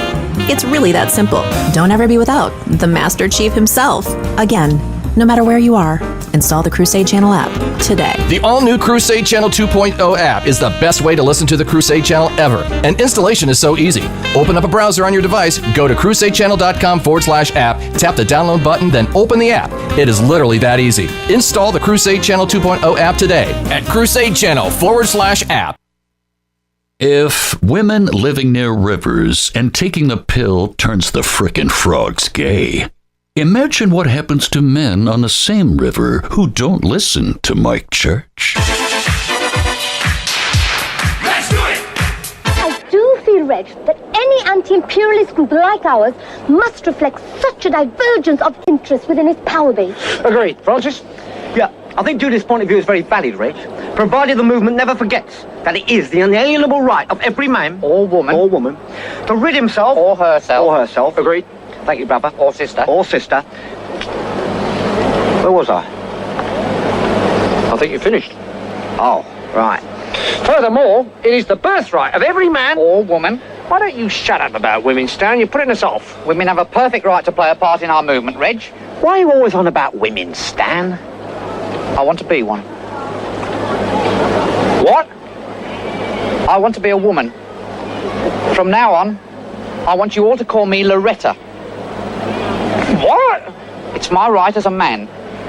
Well, why do you want to be Loretta, Stan? I want to have babies. You want to have babies? It's every man's right to have babies if he wants them. But you can't have babies. Don't you oppress me. I'm not oppressing you, Stan. You haven't got a womb. Where's the fetus going to gestate? You're going to keep it in a box? Here, I've got an idea. Suppose you agree that he can't actually have babies, not having a womb, which is nobody's fault, not even the Romans, but that he can have the right to have babies. Good idea, Judith. We shall fight the oppressors for your right to have babies, brother. Sister, sorry. What's the point? What? What's the point of fighting for his right to have babies when he can't have babies? It is symbolic of our struggle against oppression. Symbolic of his struggle against reality. Let's do it! You gotta beat the clock, you gotta beat the clock.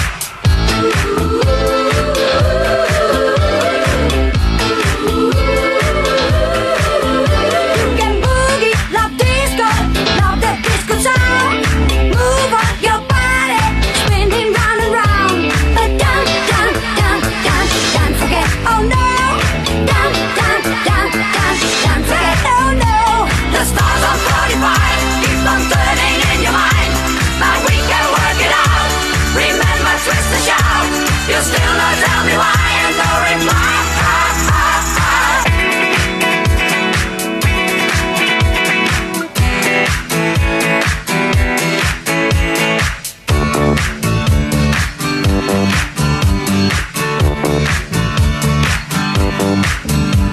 Sugar,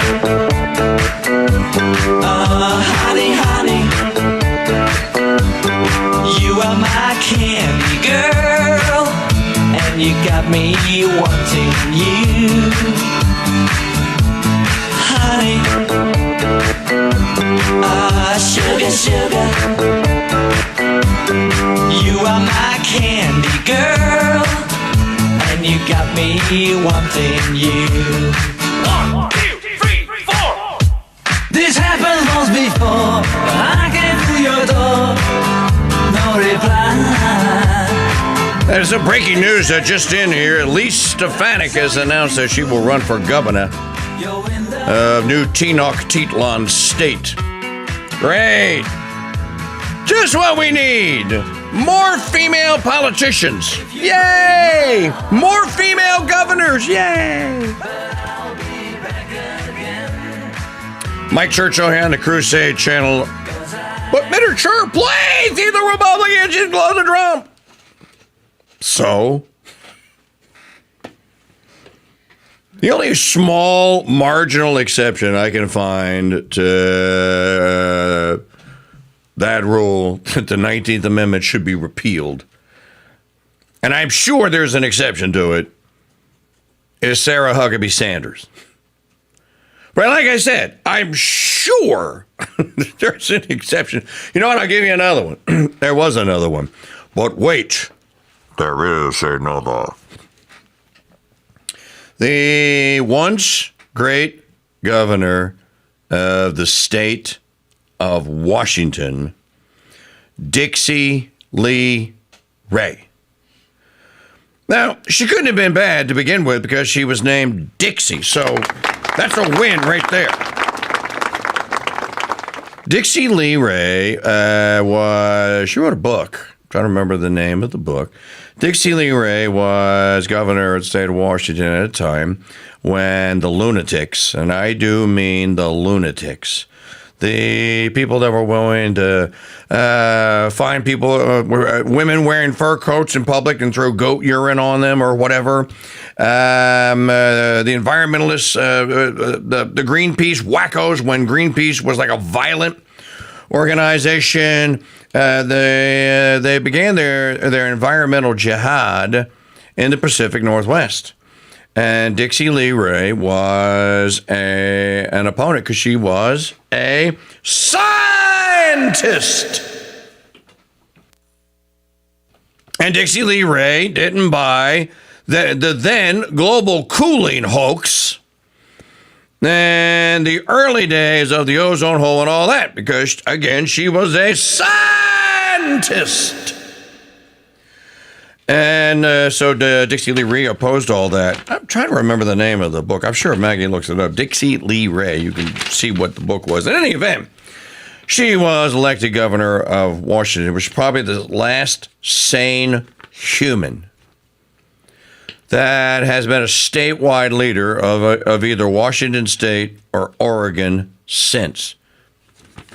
I don't know. Was there anyone that was ever sane that led California after Reagan? They had Governor Moonbeam for a couple of terms. Well, don't you count me the Terminator? Remember, I was a great Austrian that came here to America because I heard they were doing things here. They were getting the government off your back. You know, Arnold's got a new book out. I saw it the other day, and I used to have his workout book. Came out with early 80s or whatever. Looked to me like it's just a relaunch of the book. So, is Schwarzenegger to be counted as sane, sane governor of California? I wish I could just say yes to everything. And hey, let's talk about field hockey. By the way, college football tomorrow. The LSU Fighting Tigers face off against the Alabama Crimson Tide. It's going to be awful. I have no hope whatsoever. Yet we will probably watch the game. All right, so we played a couple of the Tucker Carlson, Megyn Kelly. You were playing the Randy Fine clip. By the way, what he said about Randy Fine was true. 100%. We had it. We had the clip, and you could see it on Twitter. He was quite proud of saying that all of us opposers of fake Christian Zionism ought to be killed. Isn't it amazing that they are allowed to wish death upon us, and we're not supposed to say anything? And by the by, this comes from the same side of the political spectrum that is now openly going like, yeah, we want to kill some of you people, like Charlie Kirk. So what? What about it? What are you going to do? Literally, this is what's happening now. There's a couple of pieces at thefederalist.com that are worth reading today. I'll give you a couple of titles. I'm going to do one of them. Trump is not to blame for Democrats electing violent extremists. They're now the thing now among the neocons is that Trumpism has brought the violent leftist extremists to the fore. No, I'm pretty sure they were always there. All he has done is threaten to call them what they are. And if they're in on the conspiracy and have been violating this or that law or whatever, they need to be prosecuted. And by the way, it's 12 o'clock and no one's been arrested yet, I don't disagree with the sentiment. As a matter of fact, I completely agree. James Comey should be buried underneath the cell, and Leavenworth, he should be there in a white and black striped suit. He should have a 60-pound iron ball attached to his left leg so he can't flee. Same thing with Clapper. Same thing with Brennan. Same thing with Baum and Bolton. Same thing with that little troll, Valerie Jarrett. Same thing with all of them. I think Barack Hussein Obama is probably the guiltiest of all, and I've told you this for years now. This isn't new. This goes all the way back to 2019. When Olivier Bruyere revealed in the Ukraine Gate videos, that's right, 2019, we knew all about the Russia hoax. We knew that there was a meeting in the White House. I disclosed it on the Mike Church show. I talked about it. And I said, who was there? I said, Biden was there, Hillary was there, Susan Rice was there, Obama was there, and we didn't know who else. We now know that Comey was there. We now know that Brennan was there. And I forget who else was in the room. Well, Hillary was there. And they cooked up the plan for the Russia hoax for the Arctic frost, basically, the operation. These people ought to all be in jail. Again, you can't have a shadow government that runs things, and then when it gets caught running things, and it's illegal, they don't get to get away with it. Because they're in positions of power. So that's a good, that's by Mark Hemingway. Trump is not to blame for Democrats electing violent extremists. Here, though, is what I think may be my favorite one today. Longest shutdown ever reveals U.S. could stand to fire a lot of federal workers. One thing the shutdown seems to show is that there may very well be quite a few federal employees America could do without. That is straight out of the Mike Church Show. I told you and have been telling you, oh, so all of these people aren't working. And, yeah, we're still functioning out here. I don't know. Yeah, still working. Yeah, internet still seems to be working. Electricity still seems to be on. Might get cut off if we don't get more donations. Which has me, by the way, I guess I'm going to have to send a letter out, fundraising letter out for the 10th anniversary super fund funding. But thanks to all of you who have donated otherwise. Things seem to be working, though. By the way, I must correct the record of the history of air traffic controllers. Because I thought I had the story correct, but upon further reflection, I did not have the story correct.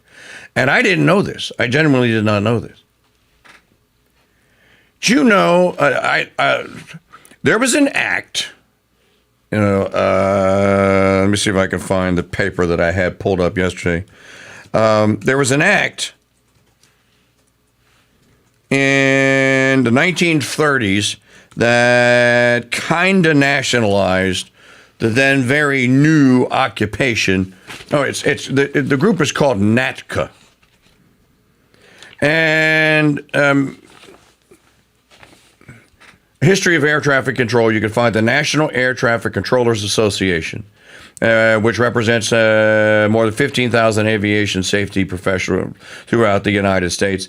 And there's a footnote on the intro page. In 1981, air traffic controllers lost their collective voice over the Professional Air Traffic Controllers Organization after the PATCO was decertified. That's what Reagan did. He decertified PATCO.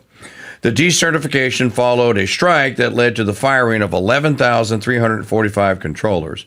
Over the next several years, the FAA hired a large number of controllers, but never returned to pre-1981 levels. Meanwhile, the number of daily flights grew along with safety concerns. The controllers needed representatives to address the concerns and ensure the passengers remained safe in air travel. NATCA was formed to fill this role. And then if you go to the FAA page, you will find out that in 1929, there were the first air traffic controllers.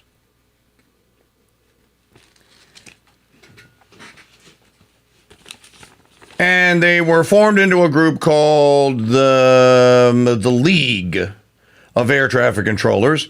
In 1937, the members of the League of Air Traffic Controllers joined the federal government. Ultimately, later in the 1940s, when Congress passed the Federal Aviation, the FAA Act, basically, they rolled in the air traffic controllers as basically federal employees. And they remain that way. So what happened in 1981? So I was mistaken. They never were basically like private citizen ATCs. They've always been, since 1939, at some level, employed by the federal airlines, something I didn't know. Reagan did decertify the PATCO in 1981, and that's what he did. And it is true that 11,000 and change of the air traffic controllers were basically fired, and then they were again they were replaced. But as they say on the PATCO page, and I think everyone should check this out, we're still operating without a sufficient number of ATCs. That may shock people. It's kind of amazing, maybe even miraculous, that there aren't more accidents.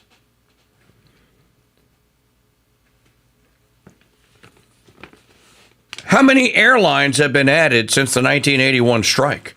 How many flights since you are free to move about the country? Since, quote, airline deregulation in the 1980s have been added. There have been entire airports that have been added. So the situation today is grave with the air traffic controllers. Again, I think that, and Trump was asked yesterday at the Ozempic rollout. He was asked, do you think that maybe you should privatize the air traffic controllers? And he gave an honest answer. He said, I don't know. They've done a pretty good job, didn't they? I think maybe in just one instance it may be that government employees may do better. They may actually do better than working in the private sector. And I am a fan. I'm a supporter of the private sector. I am. But I don't know. It's a question. But I don't think so. I think that they're good. I think we're good there. Having now that I know what I know, maybe it is an actual legitimate function. You can make an interstate commerce clause for planes traveling across state lines.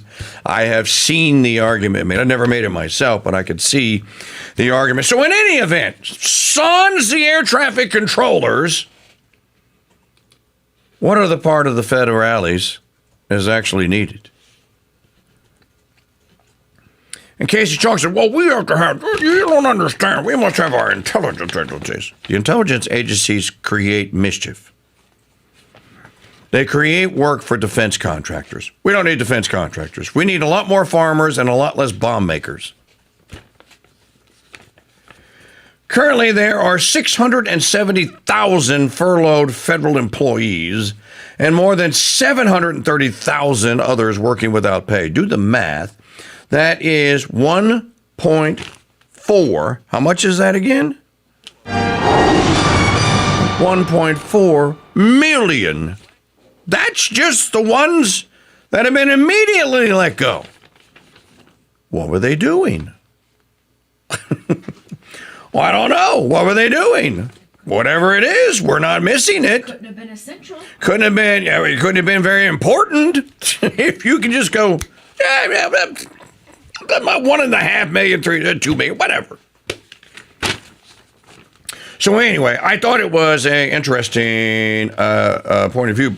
Something else that we must talk about on this program today. If you live in Florida, and now to your weekend forecast. Looks like we'll see freezing temperatures across the Sunshine State. Lots of sunshine and a chance of raining iguanas. And it is true. Iguanas hang out in trees. So do little lizards. And if it gets below 45 degrees, they get frozen. Well, they get lethargic, basically, and they can't move. So if it gets a little colder and their balance is incorrect or their little claws aren't dug into the bark of a tree, they will fall out of the trees. But they're not dead. They're not dead. So if there is a chance of iguanas this weekend is the point. Okay, Megan, let's go back to the Tucker Carlson, Megyn Kelly, because I want to hear this one. Play number 8. This is some public forum where the Megyn Kelly show was performed live in front of an actual live audience. So he's asked a question now. Okay, all right. Let's talk about Israel first. Clarify what you mean, because when you were winding up on, the Republican Party has abandoned young men, I was with you. Both parties have abandoned young men, especially the Democrats, though, for so many other reasons. But why Israel? You're saying the focus? Because all the focus energy. is over there. Yeah, I mean, look, Trump is elected. I campaigned for him and I love Trump. I just want to say that. And I talked to him the other day, and I love Trump. And I've known him for 25 years, and I could write many books on Trump, and they would be positive, basically. But the second he gets elected, who's the first person to visit? Bibi. Then he comes again. And it's like the energy of the administration and of the entire U.S. government is all of a sudden about Iran. A war with Iran? Really? How many people do you know who've been killed by Iran in the United States in your lifetime? 0, because that's the number. Where have you heard that question How many people do you know who died before? of a drug OD? Some. Maybe you have a nephew who did. So, what is this? I know you want to have regime change in Iran. I'm not mad at Israel at all. It doesn't I'm not actually mad at Israel. I'm mad at our leaders for spending their time and my money focusing on someone else's country. And then I'm doubly mad because that's a total betrayal of the promise, which is your government works for you because you own the government, because it's a democratic republic. Like, what the hell is going on? And then if you say anything about it, it's like, you're a Nazi, you're an anti-Semite. Well, actually, I'm not. And I'm in a really great place to say that because I'm really am not. And no matter how many times they say that, it like doesn't bother me because in fact, by the way, I think they are attacking me because I'm pretty reasonable. Like, who would disagree with what I'm saying? Maybe you do. Okay, you do, but you disagree with. I thought he had a retort. I thought you said. He just goes, oh, well, you. Oh, okay. Oh, you disagree with me, but all the rest of you people.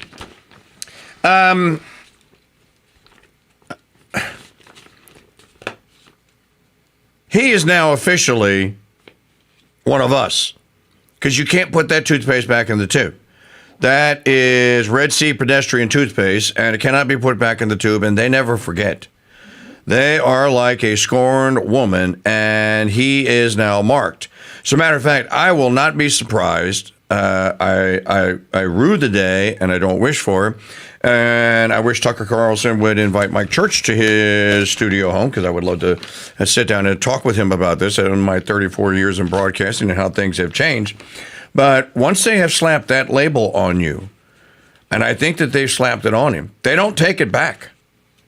You can't scrub it off. There's no removal for it. Once it's there, it's there.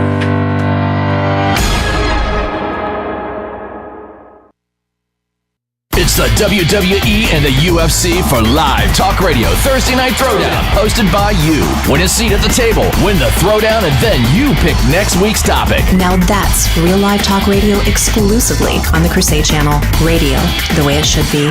Okay, please enter the 9-digit two-step authorization code we just emailed you.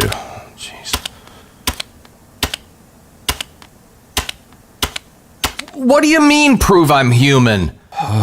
Okay, that's a car. That's a car. That's a car. Those are not cars. Please try again. Oh my gosh. I'll show you. Try again, stupid piece of AI mother.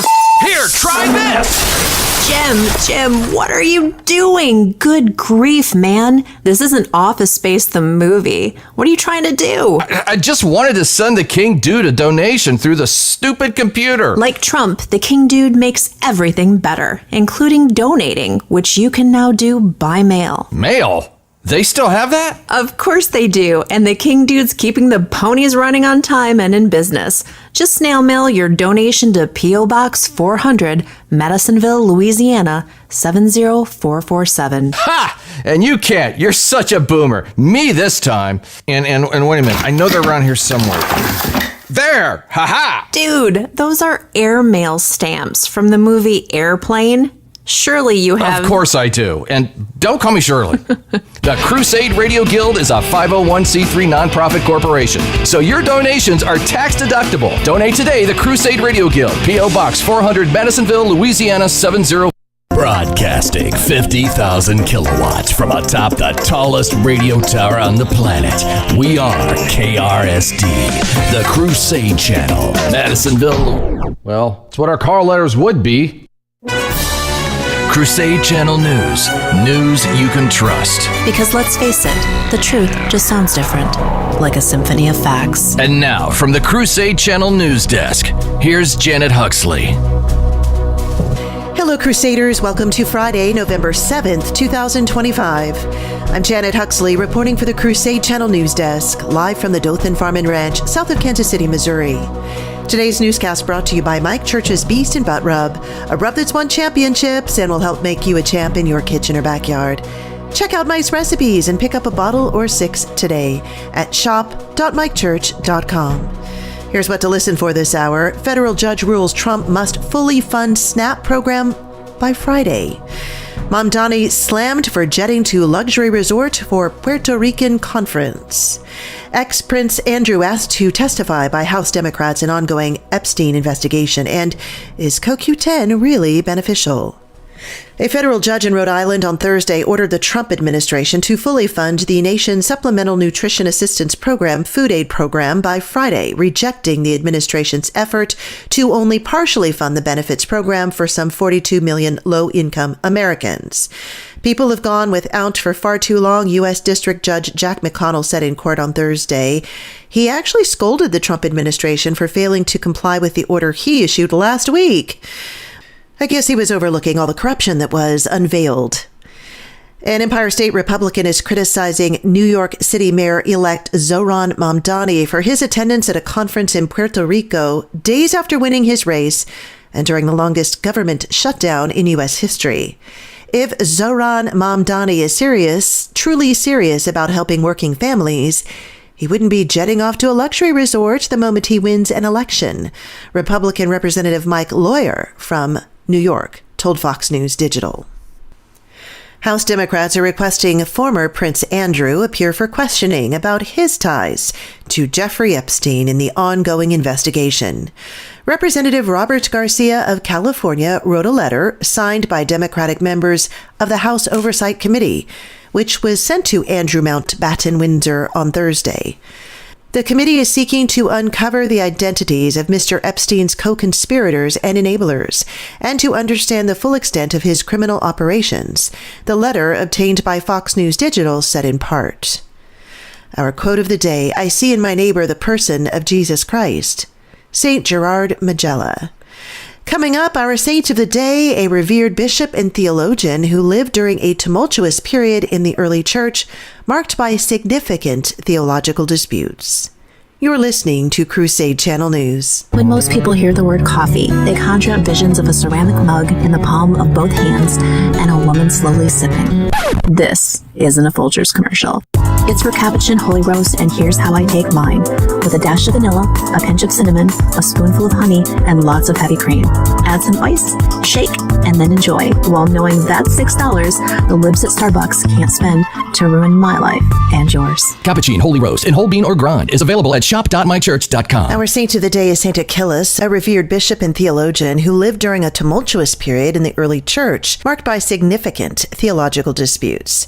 He was the Bishop of Alexandria and one of the most influential cities in the ancient world, both politically and spiritually. Achilles succeeded St. Peter of Alexandria, also known as St. Peter the Martyr, who had been a staunch defender of Orthodox Christian teachings during the persecutions of the Roman Emperor Diocletian. Upon St. Peter's martyrdom, Achilles was chosen to lead the church in Alexandria, a position that required both spiritual wisdom and unwavering commitment to the truth. One of the most significant challenges he faced was the emergence of Arius, a priest in Alexandria whose teachings would eventually give rise to the heresy known as Arianism. Arianism denied the full divinity of Jesus Christ, claiming he was a created being and not co-eternal with the Father. This doctrine posed a severe threat to the unity and orthodoxy of the Christian faith. Achilles faced opposition not only from Arius, but also from another heretical group known as the Meletians. St. Achilles is remembered for his courage and dedication to the faith during a critical time in church history. His efforts laid the groundwork for the eventual triumph of Orthodox Christianity over the Arian heresy, ensuring the true nature of Christ would be upheld by the church for generations to come. Coenzyme Q10, better known as CoQ10, is a trending supplement touted for boosting energy and heart health, but how do the benefits really stack up? At least to the risks. Well, it's a natural compound found inside every cell where it helps turn food into usable energy. It also acts as an antioxidant, helping to protect cells from everyday wear and tear. But according to the National Center for Complementary and Integrative Health, CoQ10 plays an important role inside the body, but there's no inconclusive clinical evidence that it can broadly prevent or treat disease. I'm Janet Huxley for the Crusade Channel, seeking news and finding truth. This is a pixel. I'm Groot. Now, if you put a couple of million of these dudes together, you can make a sentence on an LED screen. Put a couple billion of them together, and you can make a whole page. Put 160 billion of them together, and you've got Nina Gaynor's A Garden for Mary children's book. But it doesn't smell like a book. And it'll burn teeny little holes in your kids' teeny little corneas. So is the pixel really their friend? I'm Groot. That's right, Groot. No. But the Founders Trading Post is their friend. And we have actual books with actual kind of kid-smelly pages and pictures, because kids like them pictures. Plus, our little bookstore has everything the kids' parents expect. I'm Groot. Yep, we got the Beast and Butt rubs, but nope, there is no Helen Reddy played here. Pick up a copy of Garden for Mary, plus dozens of other Catholic children's books titles at shop.mychurch.com. Good afternoon, and welcome to the Silk Feather. Ma'am, what would you like to drink? Oh, I'll take the Dom Perignon, of course. Ah, the lady has taste. And you, sir? I'll just take the Diet Coke. Oh, dear. You know, what I miss about the good old days before social media and AI ruined everything? Let me guess. No fat people outside of the circus, and Ozempire was the name of the demon in C.S. Lewis story, right? Well, yeah, but besides that, classic radio shows with actors and actual stories. Well, lucky for the human race, the Crusade Channel is rolling over 900 episodes of a show called Suspense. Tweak your mystery-solving muscles over lunch and catch episodes of Suspense, weekdays noon till 2 on the Crusade Channel. Live talk and classic radio the way it should be. I like my version of suspense. Hey! Doesn't work without me. Last time, I'm pretty sure what's killing the crops is this Brondo stuff. The Brondo's got what plants crave. It's got electrolytes. So wait a minute. What you're saying is that you want us to put water on the crops? Yes. Water? Like out the toilet? Well, I mean, it doesn't have to be out of the toilet, but yeah, that's the idea. But Brondo's got what plants crave. It's got electrolytes. Okay, look, the plants aren't growing, so I'm pretty sure that the Brondo's not working. Now, I'm no botanist, but I do know that if you put water on plants, they grow. Well, I've never seen no plants grow out of no toilet. Hey, that's good. You sure you ain't the smartest guy in the world? Yeah. So let's go back. Okay, look, you want to solve this problem. I want to get my pardon, so why don't we just try it, okay? And not worry about what plants crave. Brondo's got what plants crave. Yeah, it's got electrolytes. What are electrolytes? Do you even know? It's what they use to make Brondo. Yeah, but why did they use them to make Brondo? Because Brondo's got electrolytes.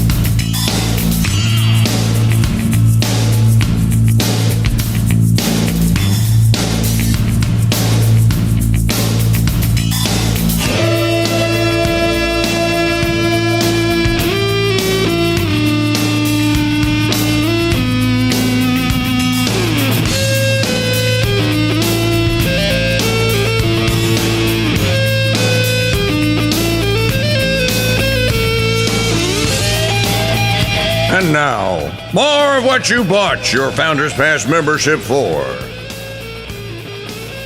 Welcome back. Fastest 3 hours in all of broadcast media. The Mike Church Show is on. American talk radio made by an American and Americans for Americans, not AI. It's not scripted. It's not junk. It's not performed in front of a live audience so they can go, yay! We would do that if we were invited. It is provided for and made just for you. You can help our cause and donate to the Crusade Radio Guild, a nonprofit operating in Louisiana and as a 501c3 by making a donation tax deductible today to crusadechannel.com/donate. It is a free phone Friday, and you know what that means. Oh, and remember, Friday is Hawaiian Shirt Day. So, you know, if you want to, go ahead and wear a Hawaiian shirt and jeans.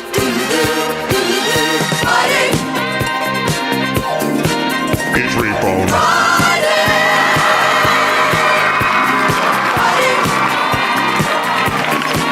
It's Repo.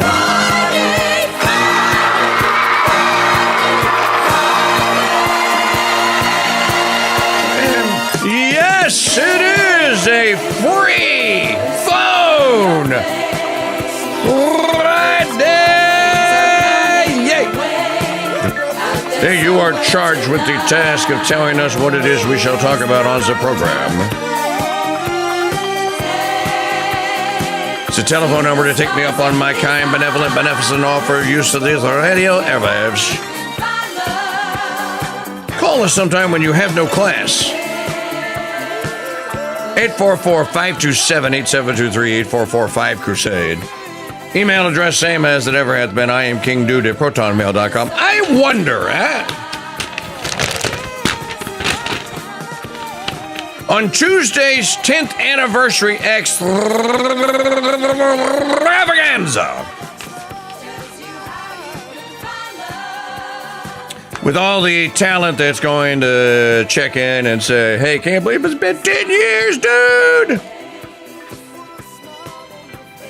It's kind of like having the Fox News Patriot Awards, which they just made up to award people in their own little echo chamber for being in the echo chamber.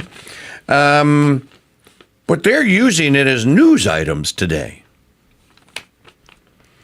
So on Tuesday's show, we are going to record it. Can we use all of the guest appearances? And it looks like right now there's at least a dozen.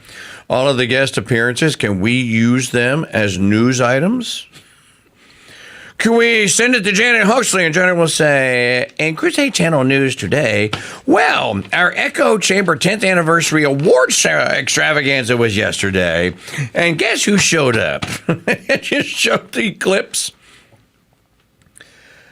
I mean, really? This is supposed to be a news entity. Which is not to say that there aren't some decent news people there. I mean, there are a few. I go back to why is Catherine Harridge independent now? This is the big one to me.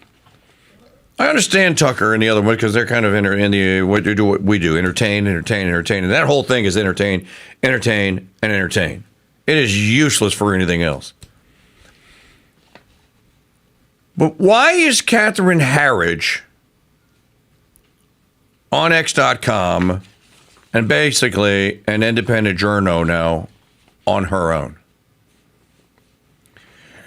I think that is a question that tells you a lot about what that entity actually is. Didn't help Winsome Earl Sears. She was on every other day. Hell, every other hour. Didn't help Jack Ciartarelli.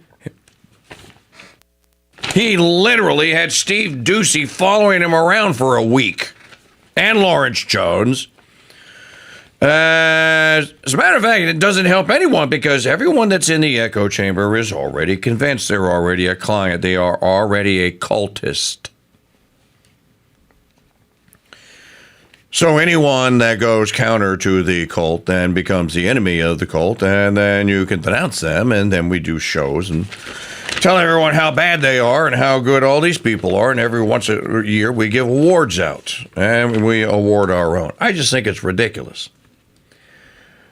I think it's preposterous that this is, that it should be like CBS News.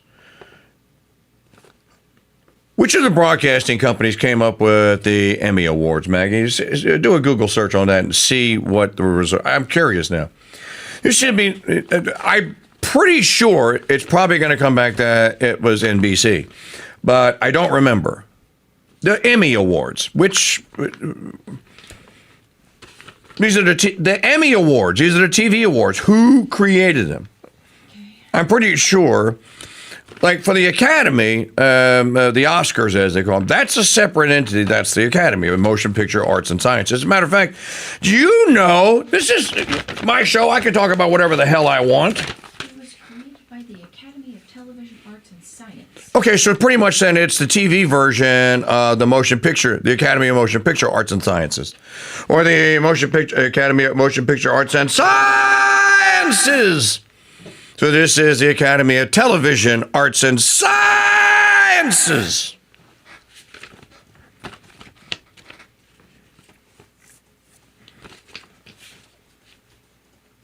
I was a member once, or I was asked to be a member of the Academy of Television Motion Picture, or the Academy of Television Arts and Sciences. I was asked to consider it. I did, and I didn't join. I don't remember the reason why. But this is a very fascinating field of inquiry.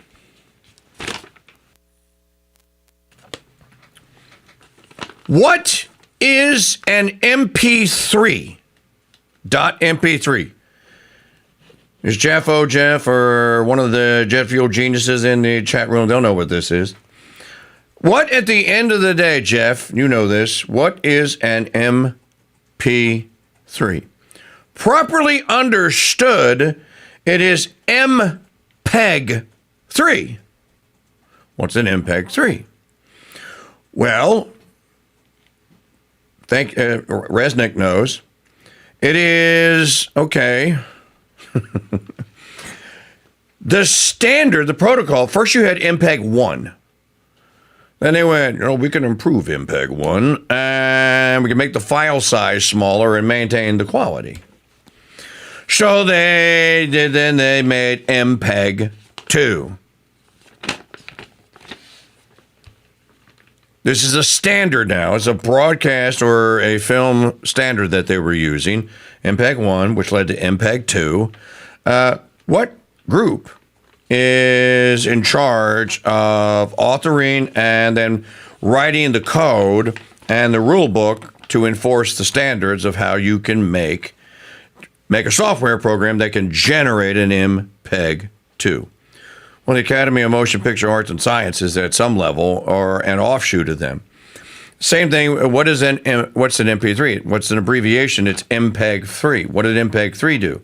MPEG-3 was audio only, and MPEG-3 basically said we can take the AIFF file, which is audio interface file format, or audio interchange file format. All your CDs from back in the 80s, when the CDs first came out, all had AIFFs, not waves, not wave.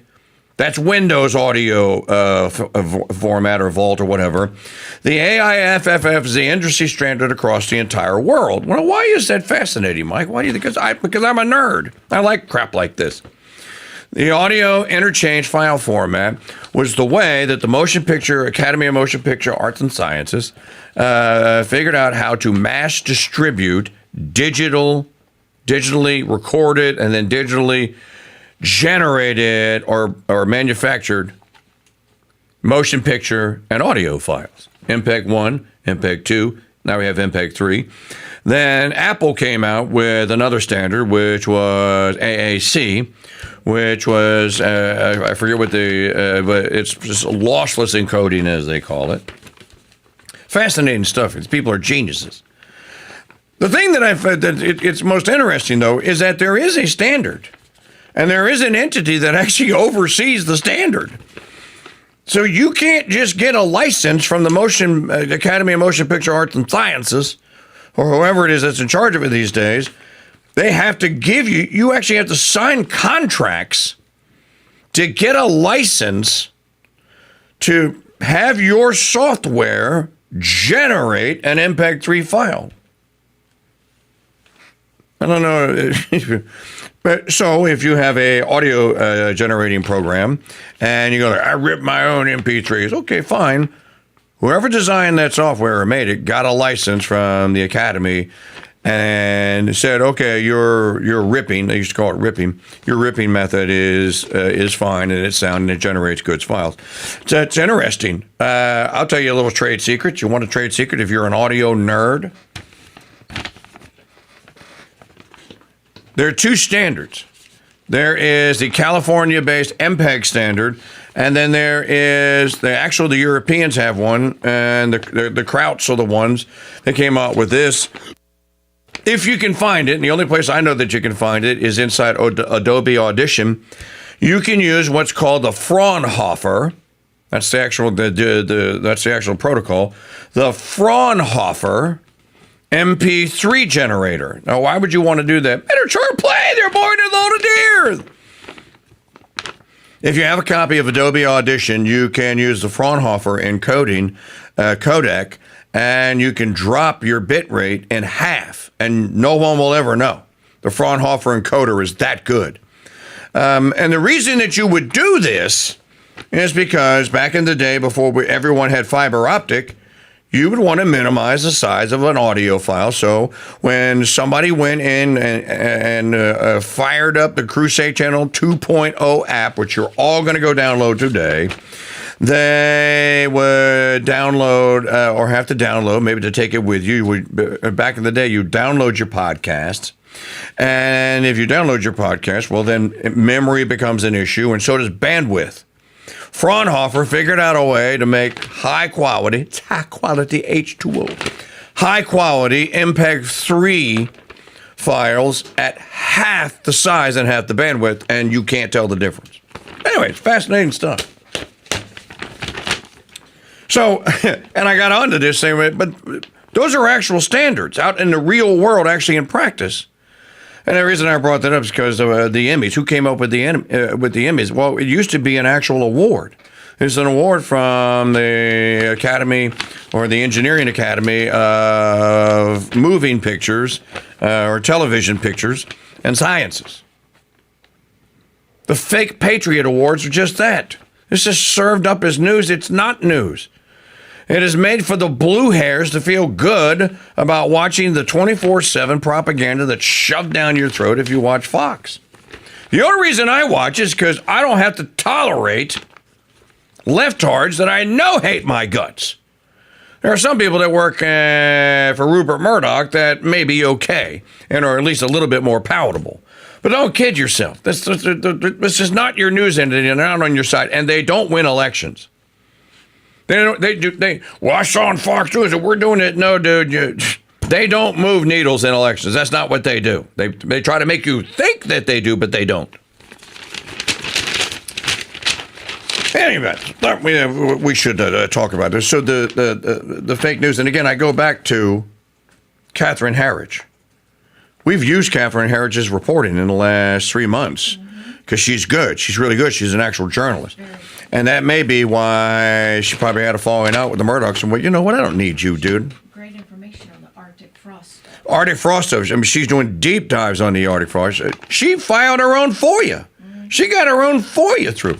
So I bring that up because she was a mainstay at Fox, and she's just not there anymore. It's another one that probably told the Murdochs, dude, whatever. I'm better. We are so much better off in our little incubator here, the Crusade Channel, than we will ever be just because you have more viewers and you're knocking down a couple of $1 million a year, which I would like to have for just 1 year so we could do lots of stuff here on the Crusade Channel. But we are infinitely better off, which is why I told you the other day, you start signing contracts with the like of the Ben Father, dude, you're selling your soul. You are losing the right to your own talent and creativity, and you're giving it to Shapiro, to someone like Shapiro. Trust me, I know the best thing that ever happened to me was SiriusXM not renewing that contract. Best thing. So, Isaac says he found a cassette recently.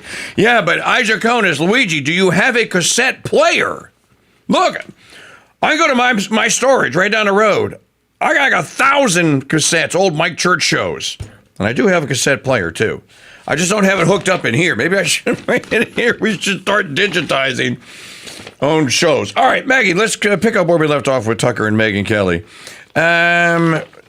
You played that one. All right, play the next one. Number 9.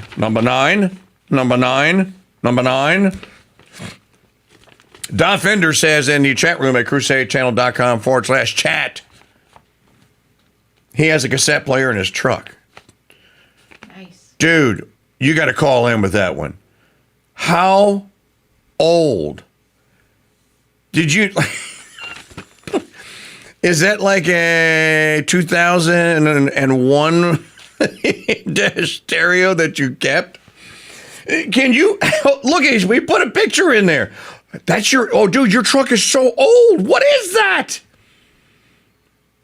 Is that a 1995? What? 2006 Tundra. That's a 2006 Tundra, and they still had cassette players. Oh my! And you know what? It has a CD player in it too. I want one of those so bad. That is so. Stupid new radios that Kia makes don't even have CD players in them anymore. All right, Tucker, play Tucker, Maggie, please. Oh, I'm sorry. Hold on. I had to go look at the picture. I got her wrong. People like him pictures. Because that's not hate, it's sincere. What do you make is that? What do you make of the folks who say Israel is our most important ally in the Middle East? They're in a very tough neighborhood. They have our shared Western values. No, they have don't. Our back. We have their back, and that we have much more in common with the people in Israel than we do with some of these surrounding countries. I would say, what are you talking about? Pushing things like Sharia law, which I've heard you comment on. Okay. What's happening in Gaza, which is the killing of civilians because they are related to terrorists. They've said that too. This is not a left-wing talking point. Have you read You guys what are fiery Israeli... tonight. It's just a fact. Read Ben-Gvir, Smotrich on this. These are sitting cabinet ministers in the current government saying, starve them out, kill them, kill their children. This is like a cabinet secretary in the current government in Israel saying this out loud. That is not Western. That's Eastern. That is totally incompatible with Western civilization. We don't punish the innocent, period, under any circumstances, or else we're as bad as the people we're fighting. And that, by the way, the U.S. government has done the same, and I've complained about it a lot. And no one has ever called me names for criticizing my own government. So why is it verboten to criticize somebody else's government That's a great thousands of question. miles away? What the hell are you talking about? That is a great I just question. believe in the principle. And second, tell me why they're our most important ally. Right down the road, you've got countries that have like the bulk of the world's energy supply. That's not an important ally? What? If you're looking at foreign policy through the lens of what's good for America, you don't want to make unnecessary enemies. I like Israel for the 8th time. How many people have been there on vacation just because they like it? I have. I took my kids. I'm not against it. I don't want it to get hurt. But from a geostrategic point of view, your duty, if you're running the State Department or running the White House or a member of Congress, is to serve the people who elected you in your country. So you need to think seriously, as you do with your own children, what's good for them. And one thing that's good for them is being allies with countries that have a lot of energy because it makes civilization run. That's why, et cetera, et cetera. So, that doesn't even make any sense. Okay. I think we've covered the Israel thing. Those are not Nazi views. Those are No, this those is are why not they Nazi hated views. Trump from day one. When he said America first, a lot of smart people thought, whoa, if you put America first, then you're going to put Israel second. And that's why they hated Trump. That's why they hate me.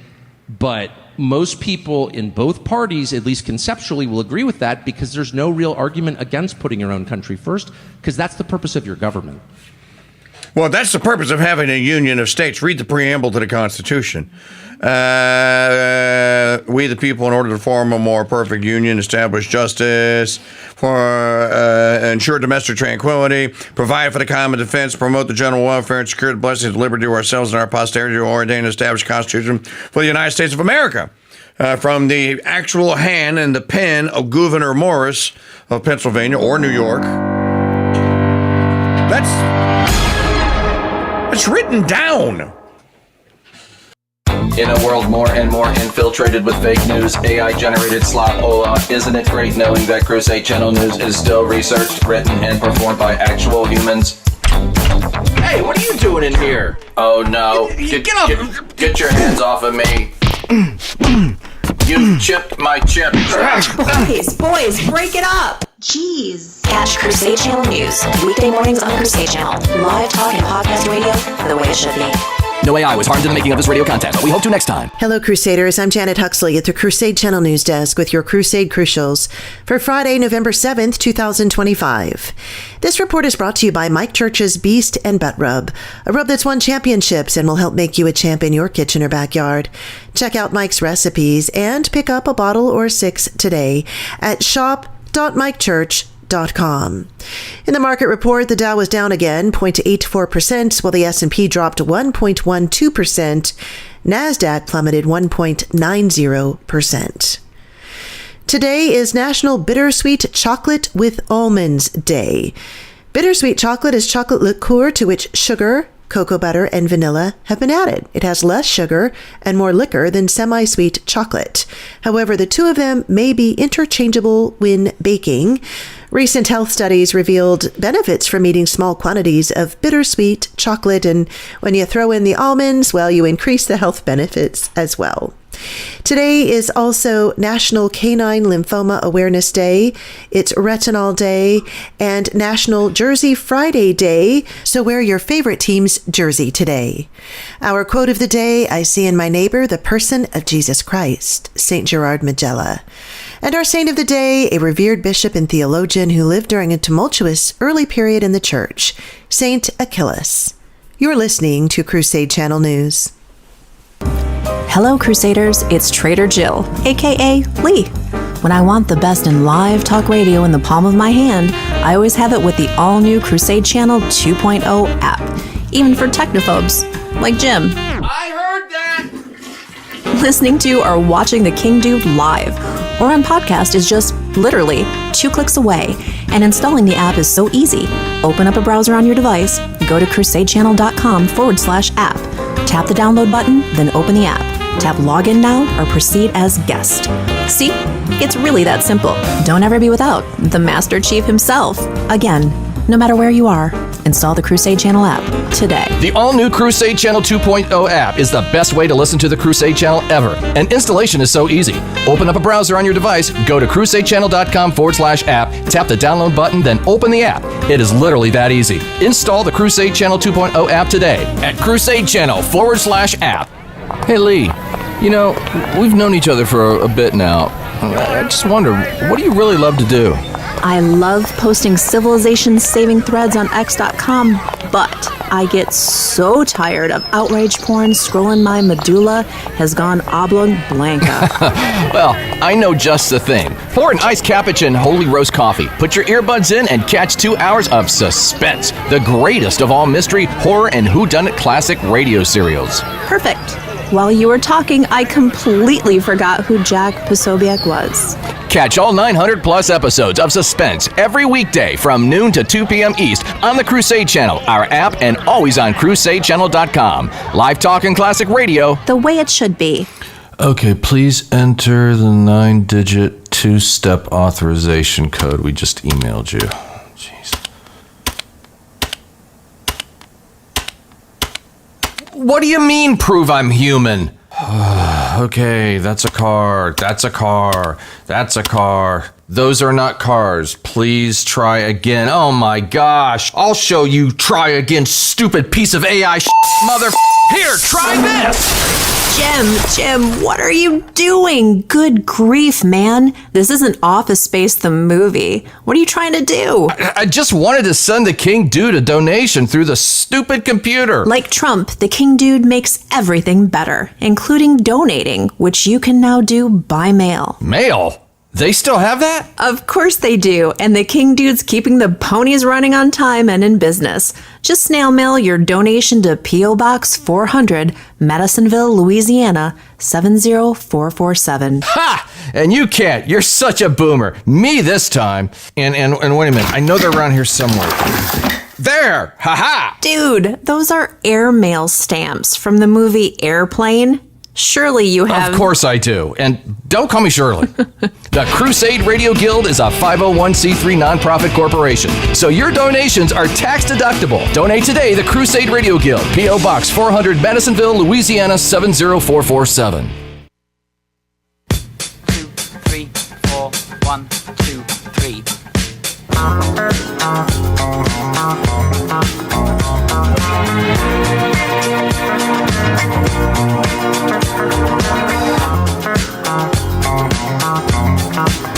Well, you can tell by the way I use my walk, I'm a woman's man. No time to talk. Music loud, women warm, I've been kicked around since I was born. I never tolerate, I'm okay, and you may look the other way, but we can try to understand.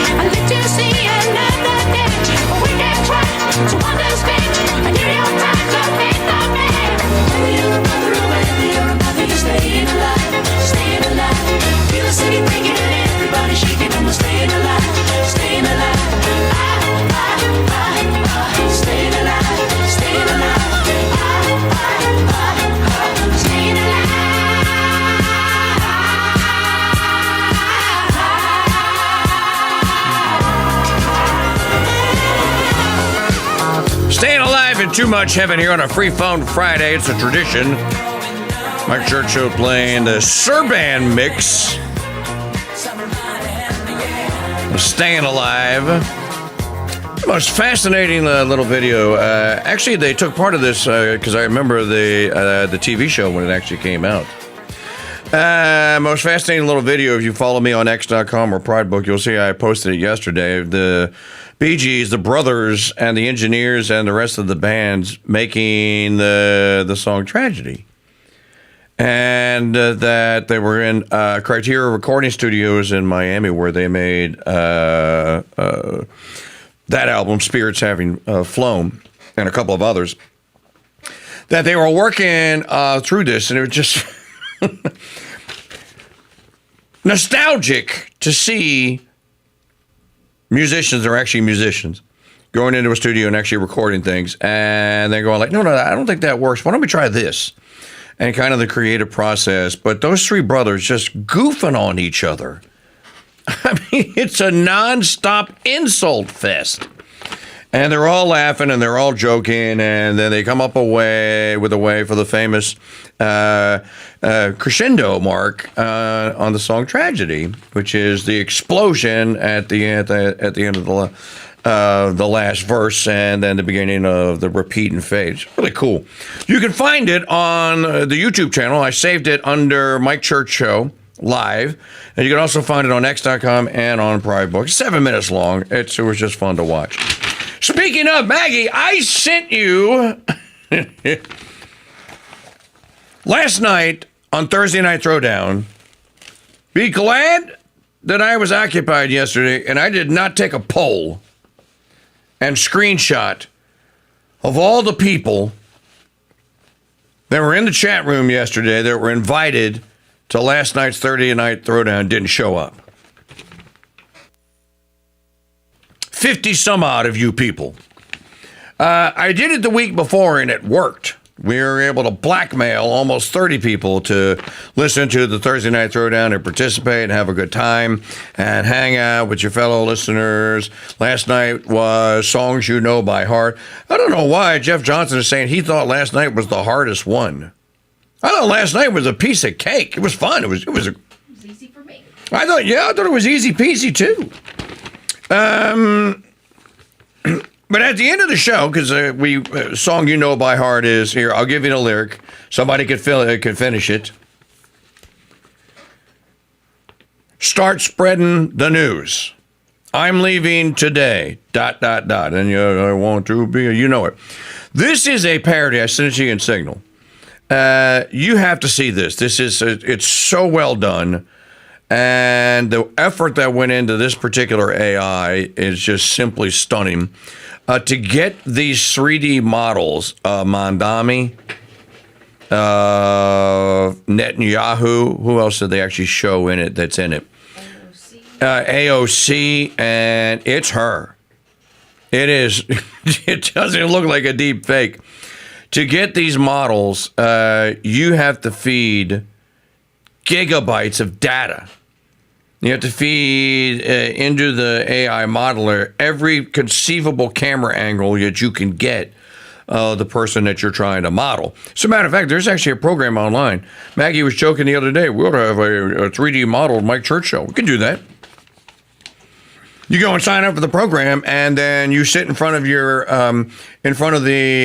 webcam, and it tells you whether or not you're focused correctly or not.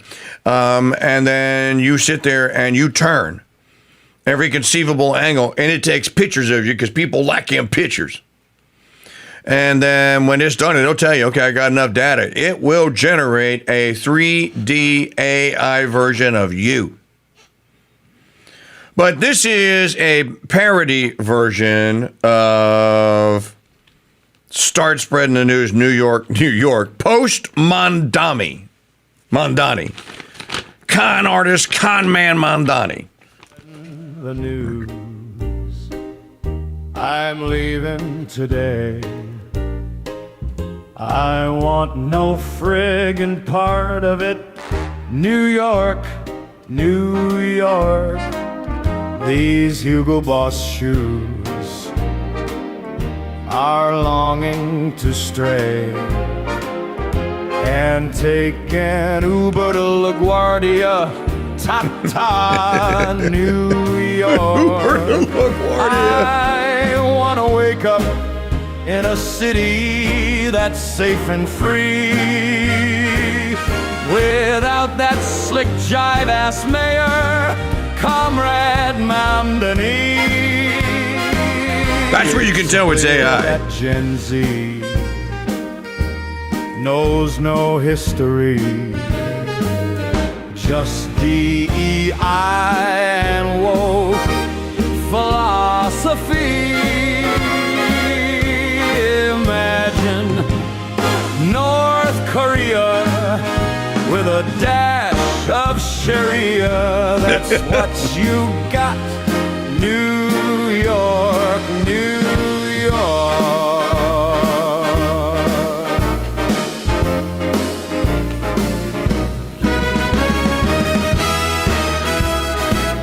New York, New York. I mean, look at it. That is him. I want to wake up in a city that feels like home, and not with defunded police, migrants galore, man dummy run grocery stores.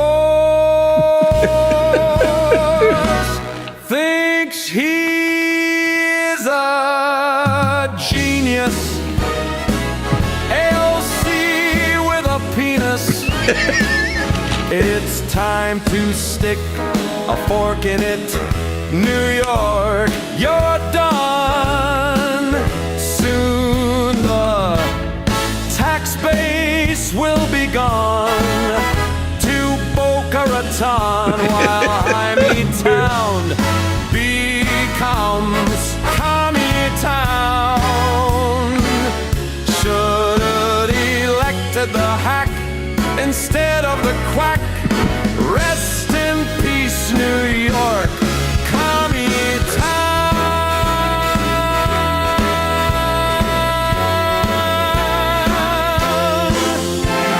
New York, Commie Town. There's so many little lines, so many parts in there. Hey, Heels Up Harris toasting con man Kamdani with a bottle of Hennessy.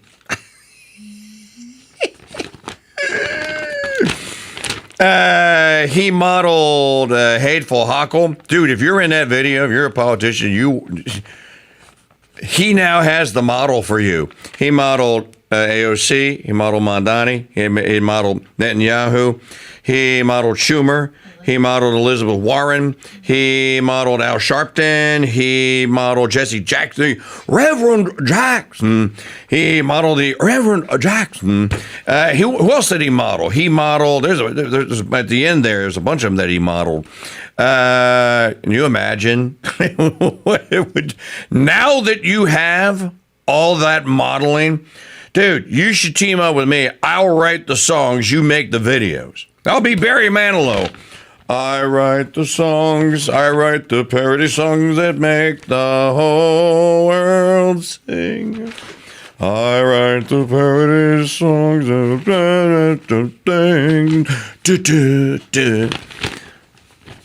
There it is. There's the video. And if you want the video, the link for yourself in the chat room at crusadechannel.com/chat. I have been meaning to play it since I saw it Monday. And I kept forgetting to play it. All right, Maggie, let's continue with the digital media files here on a Free Phone Friday. How about number 10? Since we're the Tucker Megyn Kelly Fest, it's been going on all day. By the way, don't forget, big show Tuesday. I need everyone's pledge and vow that you will be in attendance. In a 7 a.m. hour, that's 8 a.m. Eastern, is the most listened to hour. During that hour, if you pick 1 hour that you're going to listen to the 10th anniversary extravaganza, it's got to be that hour. We want to break every listening and viewing record there was. Now, I don't know how we're going to do it on YouTube. Because we did get up to, what was it, The big hoop-to-do they had in Washington at the arena in between Trump certification and inauguration. We had like 1,200 concurrent viewers at one time on our YouTube channel. So I don't know how you do that on YouTube. Maybe we could try, obviously.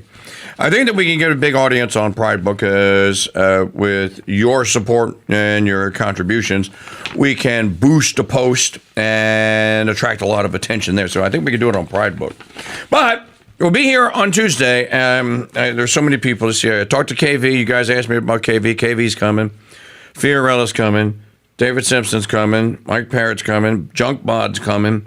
I'm trying to, I'm working on Mike Zients. He may have a conflict, but he's going to try.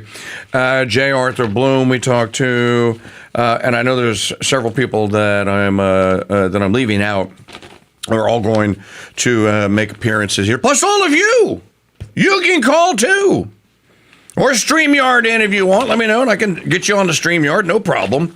So that's this Tuesday. And we're going to do the 10 for 10. So 10,000, our super fun fundraiser will be, the goal will be 10,000. Last year we did 9, and we did it in one day. So I know it's possible. So 10,000 and 10 on 10 with the deadline Tuesday. And remember, we are a nonprofit, and I know there are some very well-off people that do very well for themselves, and that's great. I'm glad that you did. But if you have some charitable giving, it is towards the end of the year that you've saved up towards the end, I can get you the letter of determination. You can donate it to the Crusade Radio Guild. So looking forward to that. All right. CrusadeChannel.com/donate. Andrew Smith and Scott Resnick, thank you. There was one earlier, too. I saw one earlier. Okay, I'll find it. All right, here is, this is a good one. Give Trump a grade so far. What letter grade would you give Donald Trump so far? Well, as always, I just give him like huge style points. He's just hilarious. He's just unbelievable. He's just, and he never gets credit for it, you know.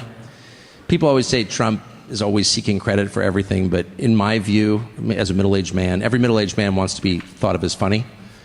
And the core unmet desire in the heart of every long-married man is to have his wife laugh at his jokes. And it, of True course, story. It doesn't happen. It can't happen. It's some rule of nature. It's like Sisyphus. The rock never gets to the top for some reason, but you keep pushing it. And I feel like Trump is a victim of that very, very sad, very rarely recognized syndrome, the unrecognized comedian syndrome. I think he's freaking hilarious. I just do. It's amazing. Yeah. I think sealing the borders is a wonderful achievement. Yep. Yes. I think, you know, you could argue both ways on sending troops to cities and how it was done and will it work or whatever, but just saying out loud that crime and disorder are the most basic enemies of civilization is so important. It's like, you can say you're civilized, but if your wife is getting mugged, if your kids are afraid to go to school, you're not civilized. You're living like animals. Even animals don't live like that. So just to have him say that is hugely reassuring to me and hugely important. Telling the truth is often more important than really doing anything. And then I would say tariffs, kind of open question. I'm certainly rooting for them. But the foreign policy stuff, it's like every president struggles with this. You just get swarmed, and it seems so important and imminent. We have to do this. And like, actually, I have found in life, a lot of the time it's like, don't just do something, sit there. Like, actually don't take action is often the wisest response to what appears to be a crisis. Just calm down. What'd you think about threatening boots on the ground in Nigeria? I mean, it's like deranged, you know? No. Have you been to Nigeria? I have. No. Yeah, no. I mean, they're slaughtering And Christians. pause just for a second. Since I interviewed Susie Pinto, another great interview over the last 10 years, there are too many to point to. And she interviewed the human rights activist from Nigeria, whose name escapes me, but it doesn't really matter. Nigeria is not some little backwater. You think of a country in Africa. This is not a little backwater. that does not have a cosmopolitan population, because it does. Now, they may have the tin roof city like you see in the northern part of Johannesburg, for example, or in Somalia, but that's 225 million people in Nigeria. You got that many people, you can take care of your own damn problems. You don't need us.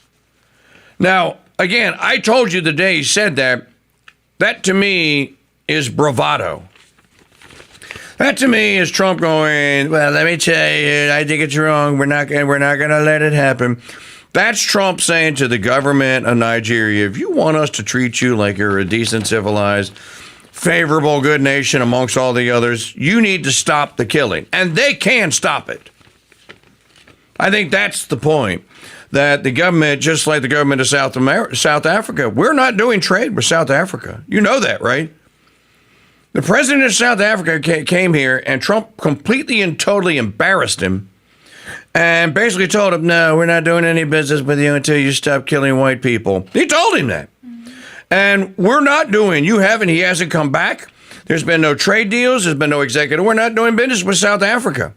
And they're being told, you want to keep doing that? Well, then you're going to do it on your own. If only we treated the other foreign nation. Treat Ukraine like that. Treat Israel like that. So it's not that he doesn't know how to do it.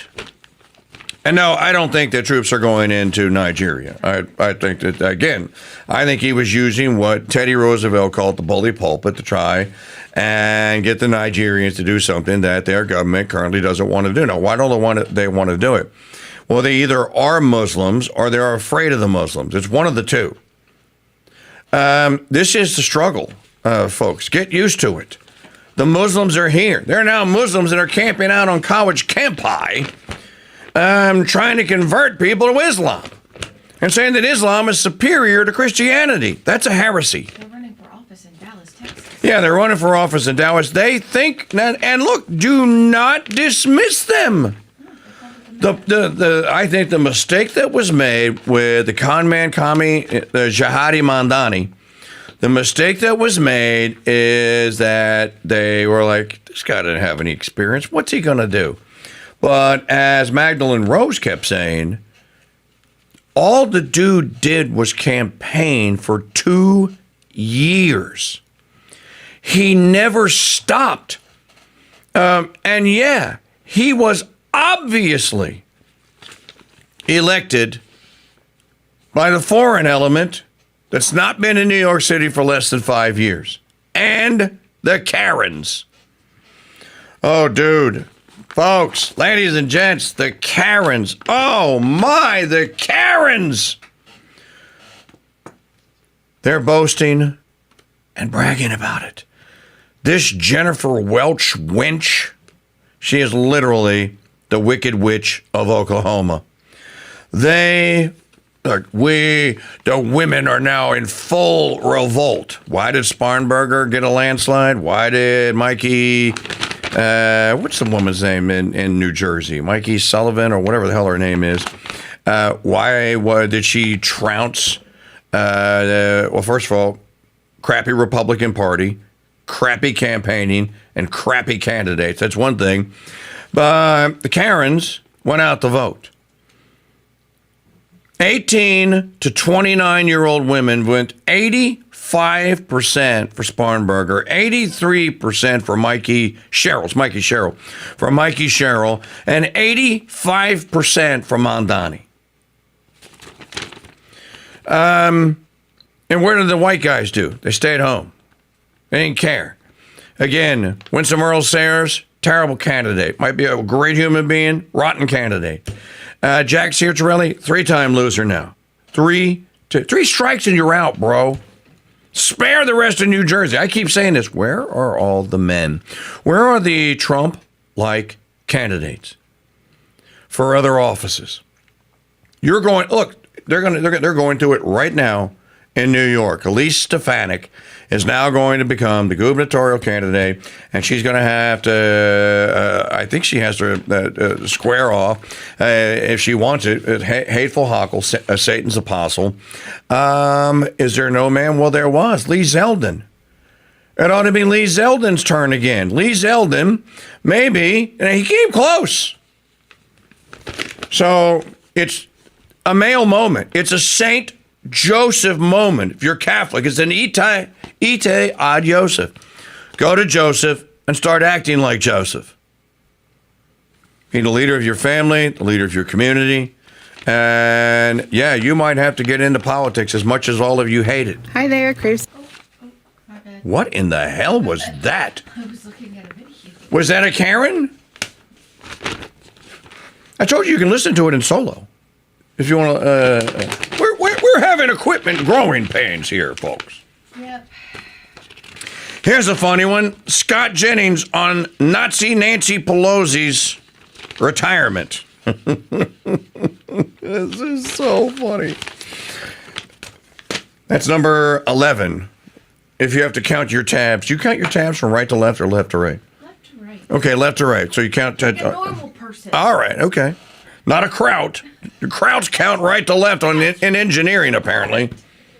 She made them really angry, but at the end of the day, there was often grudging respect for some of the things skills that she brought to the table. Oh, yeah. There were people who respected her legislative ability and, being a political boss. I mean, she was the boss of her conference. Nancy D'Alessandro. And there is, for political operators, a lot of respect for that. I'll tell you this, I don't know how much we raised over the years off of sending out fundraising appeals based on Nancy Pelosi, but it was a metric butt ton. I'm telling you right now, putting Nancy Pelosi in fundraising mail or fundraising emails would always produce. And by the way, it's not often that someone can become a titan of both Washington and Wall Street. Republicans will remember her as one of the most successful and prolific day traders. She beat the S&P 500 by 559% in her stock portfolio. She's worth a lot of money. She did an amazing job. So what a blow for the financial houses today on Wall Street. I'm sure they're mourning. Just getting in an elbow, right? Yeah, really trying to get in some opposition research. That's a classic Scott Jennings, by the way. Like, I'm beginning to view what you just did there as like the Scott Jennings on TV. I want Trump to put her in charge of the Social Security Administration. We could all retire in 6 months if we let this lady manage our portfolios. Do you know what I think is?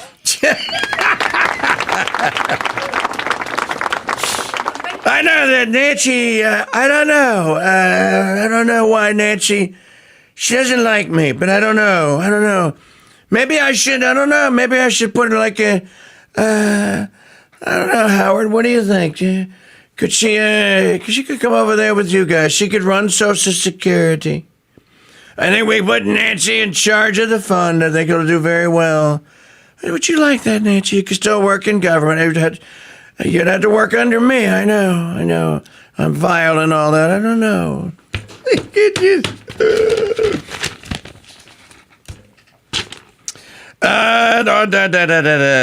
Okay, so literature, please. What grade would you give Trump thus far? I saw a bunch of C's, a couple of C minuses. I'm going to give the president a C because. And I'm averaging out 2 A's, a couple of C's, and 2 F's. The 2 A's are the border and trade. The 2 F's are everything else domestic, and then everything else domestic. Doge, all of that. Now, it is true they started it. They did get rid of USAID. I think that from the bully pulpit, you did the big hoop-de-doo yesterday with Ozempic, and all the fat people are going to love you now. What do you mean? Oh, I can get Ozempic now. And by the way, it's not just Ozempic, and it's not just Wegovy. It's everything Novastack and everything Eli Lilly makes is now most favored nation pricing. That was the big announcement. So if you're on a drug now, and I don't know what Eli Lilly makes, if you're on a drug, let's just say it's for dementia or whatever, or maybe for plaque psoriasis or whatever, like I have. If you were paying $11, $12, $1,300 a month for that, and they make it, you will now get most favored nation pricing. So if they can buy a monthly dose of Tesla or Skiritzy or whatever for $120 in Germany or Sweden or wherever, you can get it for $115 now. That was the big announcement to me. But they need to get people back into the and they need to do it regularly. And I think they know that. He's not stupid. He's very smart. I think they know that they have done their foreign policy best. You can't keep just trying to fix the world's problems. You said you were making America great again. You need to do that. And you need to be solely and laser-like focused on it. And there are things that they can do. I think that this shutdown is a gift. I think you use this shutdown and you guys have just close it. As a matter of fact, if the Zion King, if I could get an audience with the president, and he would ask me like he asked Bill Maher, Mike, I don't know, what do you think? What should I do? Do you have any advice for me? You know, you're here, you might as well. I would say, with all due respect, Mr. President, what I would do is I would tell the Speaker of the House, I would tell the Leader of the Senate, nuke the filibuster today. Nuke it. Just get rid of it. You have the votes, do it. I would tell the Speaker of the House, okay, after you get your CR done, I want you to do the 12 spending bills. I want you to do all of the cuts that you said and that Doge recommended. I want them all implemented. And I want you to put those bills up, and I want you to pass them as individual appropriations. You need 219 votes. You can get that. Send it to the Senate. He needs 50 plus J.D. Vance. We can get that.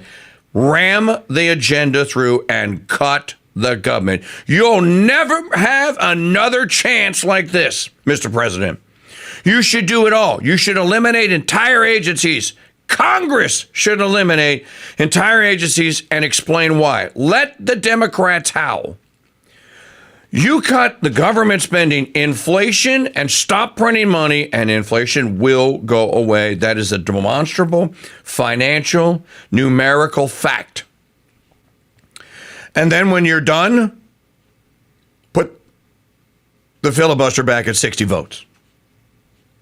Make it impossible for Schumer and his goons to undo it outside of changing the filibuster again, which they may not have the votes to do. That would be my advice. And concentrate like a laser on things economic. I've been saying this, bring Mike Rowe to the White House. Why isn't Mike Rowe been invited? Bring Mike Rowe Works to the White House. Do an event. Have a big job fair right there on the lawn. Put the tents up. Bring Mike Rowe in. Bring the young men in. Tell those young men that they're welcome. The best thing that you can do, you keep doing what Pete Hegseth and Bobby Kennedy are doing. Talk to those young men and tell them that you got their backs. As Arnold Schwarzenegger would say, tell the young men that you got them and you got the backs, that you're going to back the young men. They're going to have the good young men. They're going to be strong in the public, okay? That's what you do. And don't worry about the Karens. Let the Karens have neurotic, nervous breakdowns over it, and, well, I won't say what they'll do. You know, if these Karens are stupid enough to wear hijab in public, and if they think that Islam is their solution, then they're going to get the Sharia law beatdowns that they deserve. So, simple as that. Maggie, play the Sydney Sweeney interview. At number 14. This is funny. Literally in jeans and a t-shirt, like every day of my life. Jeans are uncontroversial. Jeans are awesome. Yeah, I like your jeans. You look great Awesome. in your jeans. I think I know how you're going to answer this, but I'm going to ask anyway. I mean, the president tweeted about the jeans ad, or Truth Socialed about the jeans ad, and that just seems to me like a very crazy moment for anyone, and I wondered what that was like. It was surreal. It was surreal. Mm-hmm. And it would be totally human. I would probably feel like thankful that somebody had my back in public, you know, and conveniently some very powerful people had my back in public. And I wondered if you felt that way.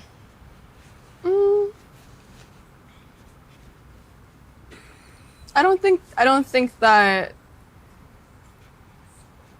it's not that that feeling I didn't have that feeling, but I wasn't thinking of it like that, or like of any of it. I kind of just put my phone away. I was filming every day. I'm filming Euphoria, so I'm working like 16-hour days, and I don't really bring my phone on set, so I work and then I go home and I go to sleep. So I didn't really see a lot of it. You've made a really good case for keeping your thoughts and your life separate from that work. But the risk is that, there's a chance that somebody will get some idea about what you think about certain issues and feel like No, there's no risk of it. You're going to do it. No. The criticism of the content, which was basically that maybe specifically in this political climate, like white people shouldn't joke about genetic superiority. Like that was kind of like the criticism, broadly speaking. And since you are talking about this, I just wanted to give you an opportunity to talk about that specifically. I think that when I have an issue that I want to speak about, people will hear.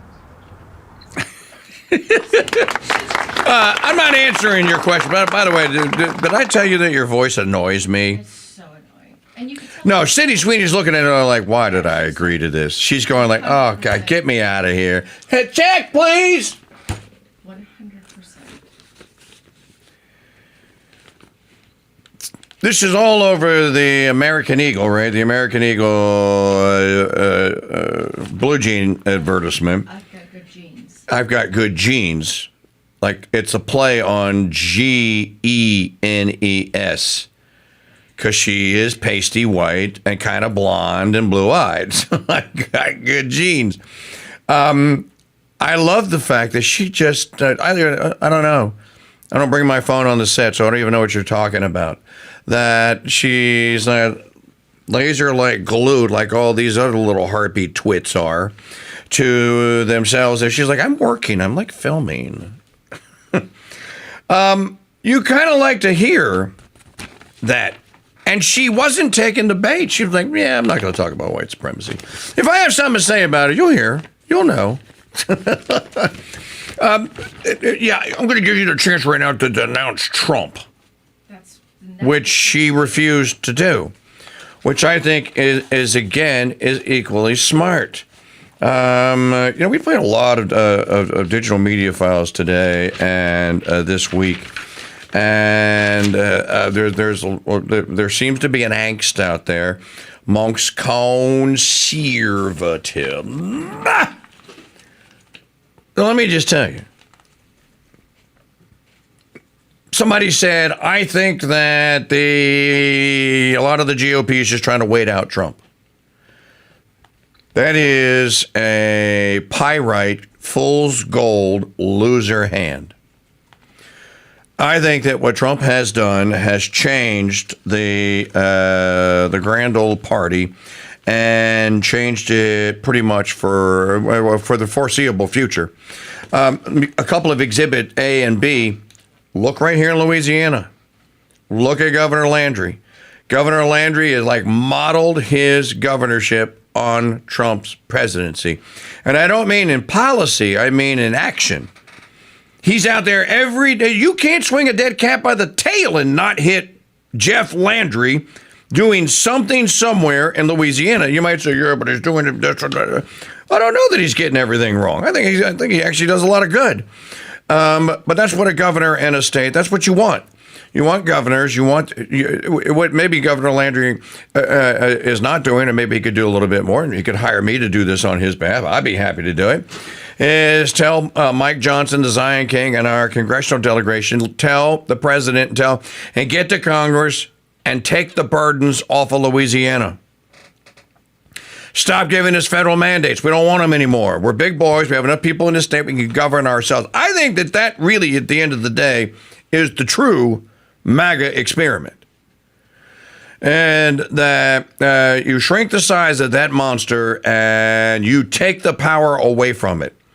It's a lot harder to abuse it in a state where you have regular elections for so many offices. I'm not saying it's impossible. I'm just saying it's harder to do. And I think that is, again, that's one of the lessons, and that's what you should do. One more. Okay, good. And I also, Cajun Mama in the chat room is my sister, also sister. The neocons didn't die, and they haven't changed. Neocons are still there.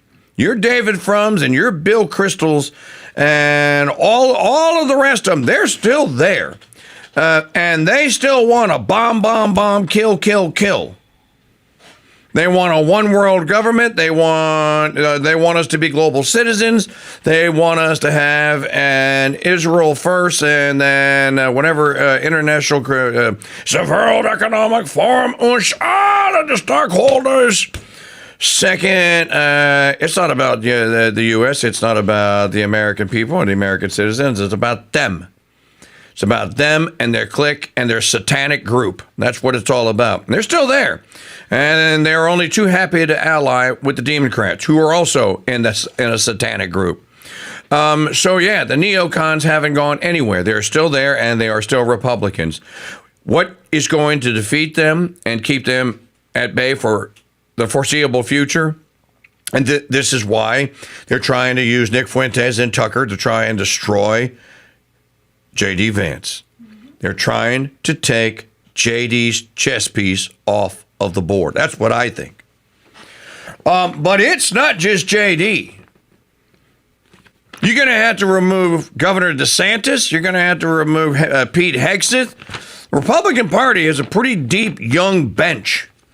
And I think Trump is whipping them into, don't you leave. No, we're not going away from MAGA. Yes, I did too much foreign. We're going to get back to domestic policy.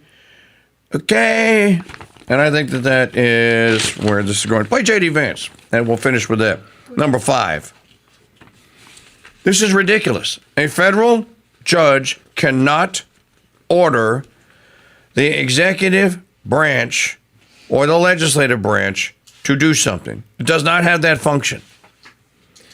If it takes 60 votes in the Senate to break the tie or to break the stalemate on the continuing resolution, then that tells you that it is in the legislature that the money for SNAP or wherever can't be spent. Okay, that's where it's tied up. A judge cannot take the place of 60 votes in the Senate. That's what this judge is doing. And I think JD's going like, no, absolutely this shouldn't happen. Yeah, look, Jackie, it's an absurd ruling because you have a federal judge effectively telling us what we have to do in the midst of a Democrat government shutdown, which what we'd like to do is for the Democrats to open up the government. Of course, then we can fund SNAP, and we can also do a lot of other good things for the American people. But in the midst of a shutdown, we can't have a federal court telling the president how he has to triage the situation. We're trying to keep as much turned on. We're trying to keep as much going as possible. The president and the entire administration are working on that, but we're not going to do it under the orders of a federal judge. We're going to do it according to what we think we have to do to comply with the law, of course, but also to actually make the government work for people in the midst of the Democrat government shutdown. If they would like to end this, we would welcome working with them to end this government shutdown, and then we wouldn't have to triage what we're going to fund and what we're not going to fund. And the last thing that I'll say is the American people are unfortunately about to start suffering some very real consequences because of the shutdown. In the past, when you had a government shutdown, you would have under the Obama administration, they would lean into all of the problems it was going to cause for the American people at the beginning of the shutdown. The president has told us to keep as much going as humanly possible. But after 30 days of this thing, 40 days of this thing, you're going to start seeing very real travel delays. That's because the Democrat government shut down. You're going to start seeing SNAP benefits run out. That's because the Democrat government shut down. They should stop this charade and open up the government. That's what we want them to do. We've been asking them to do it for 40 days. It's time. Well, and I would just add, well, then tell Thune, put the vote up, end the filibuster. Yep. Problem solved. Take credit. Do a victory lap. use your 51 votes or your 50. I'm sure Fetterman and the other guy are going to vote again. They don't need to. Use your votes, open it up, and then do a victory lap and say, hey, the Democrats tried to do this to you. We brought it to an end, and we're going to take credit for it, whether you like it or not. And then again, pass the rest of the agenda. And then when you're done, then go back and remake the filibuster at 60 votes. Hell, you can go back and remake the filibuster at 66 votes where it used to be. Do you know that? It used to take 66 votes to break a filibuster. So imagine that. Make it impossible for schmuckles and the gang, should they ever regain power, that they can't undo it. Also, I don't know why this is not popular.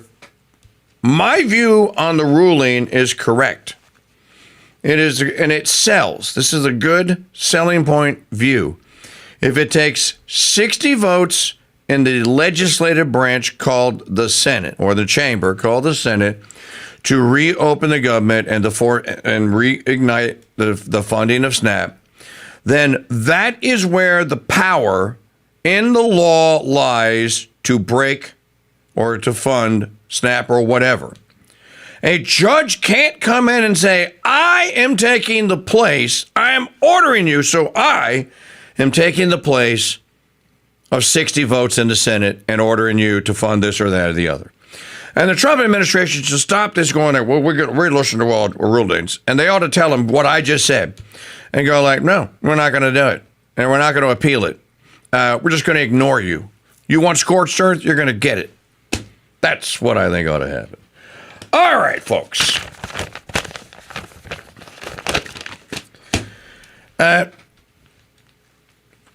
We'll have a great weekend. Remember, on Sundays, Sunday Sermon is on, and it is refreshed every Sunday.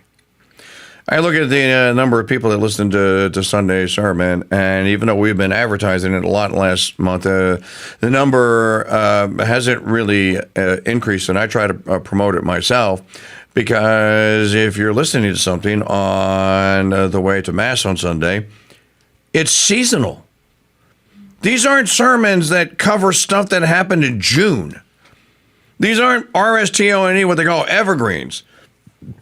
Whoever the saint of the day is, or the saint of the day before, or this week, or whatever the feast day is on Sunday, there are sermons. You know how I know? Because I'm the one that goes and finds them, and I'm the one that processes them and spends, you can ask her, 2 hours of every Sunday preparing Sunday sermon for you people to not listen to and to ignore.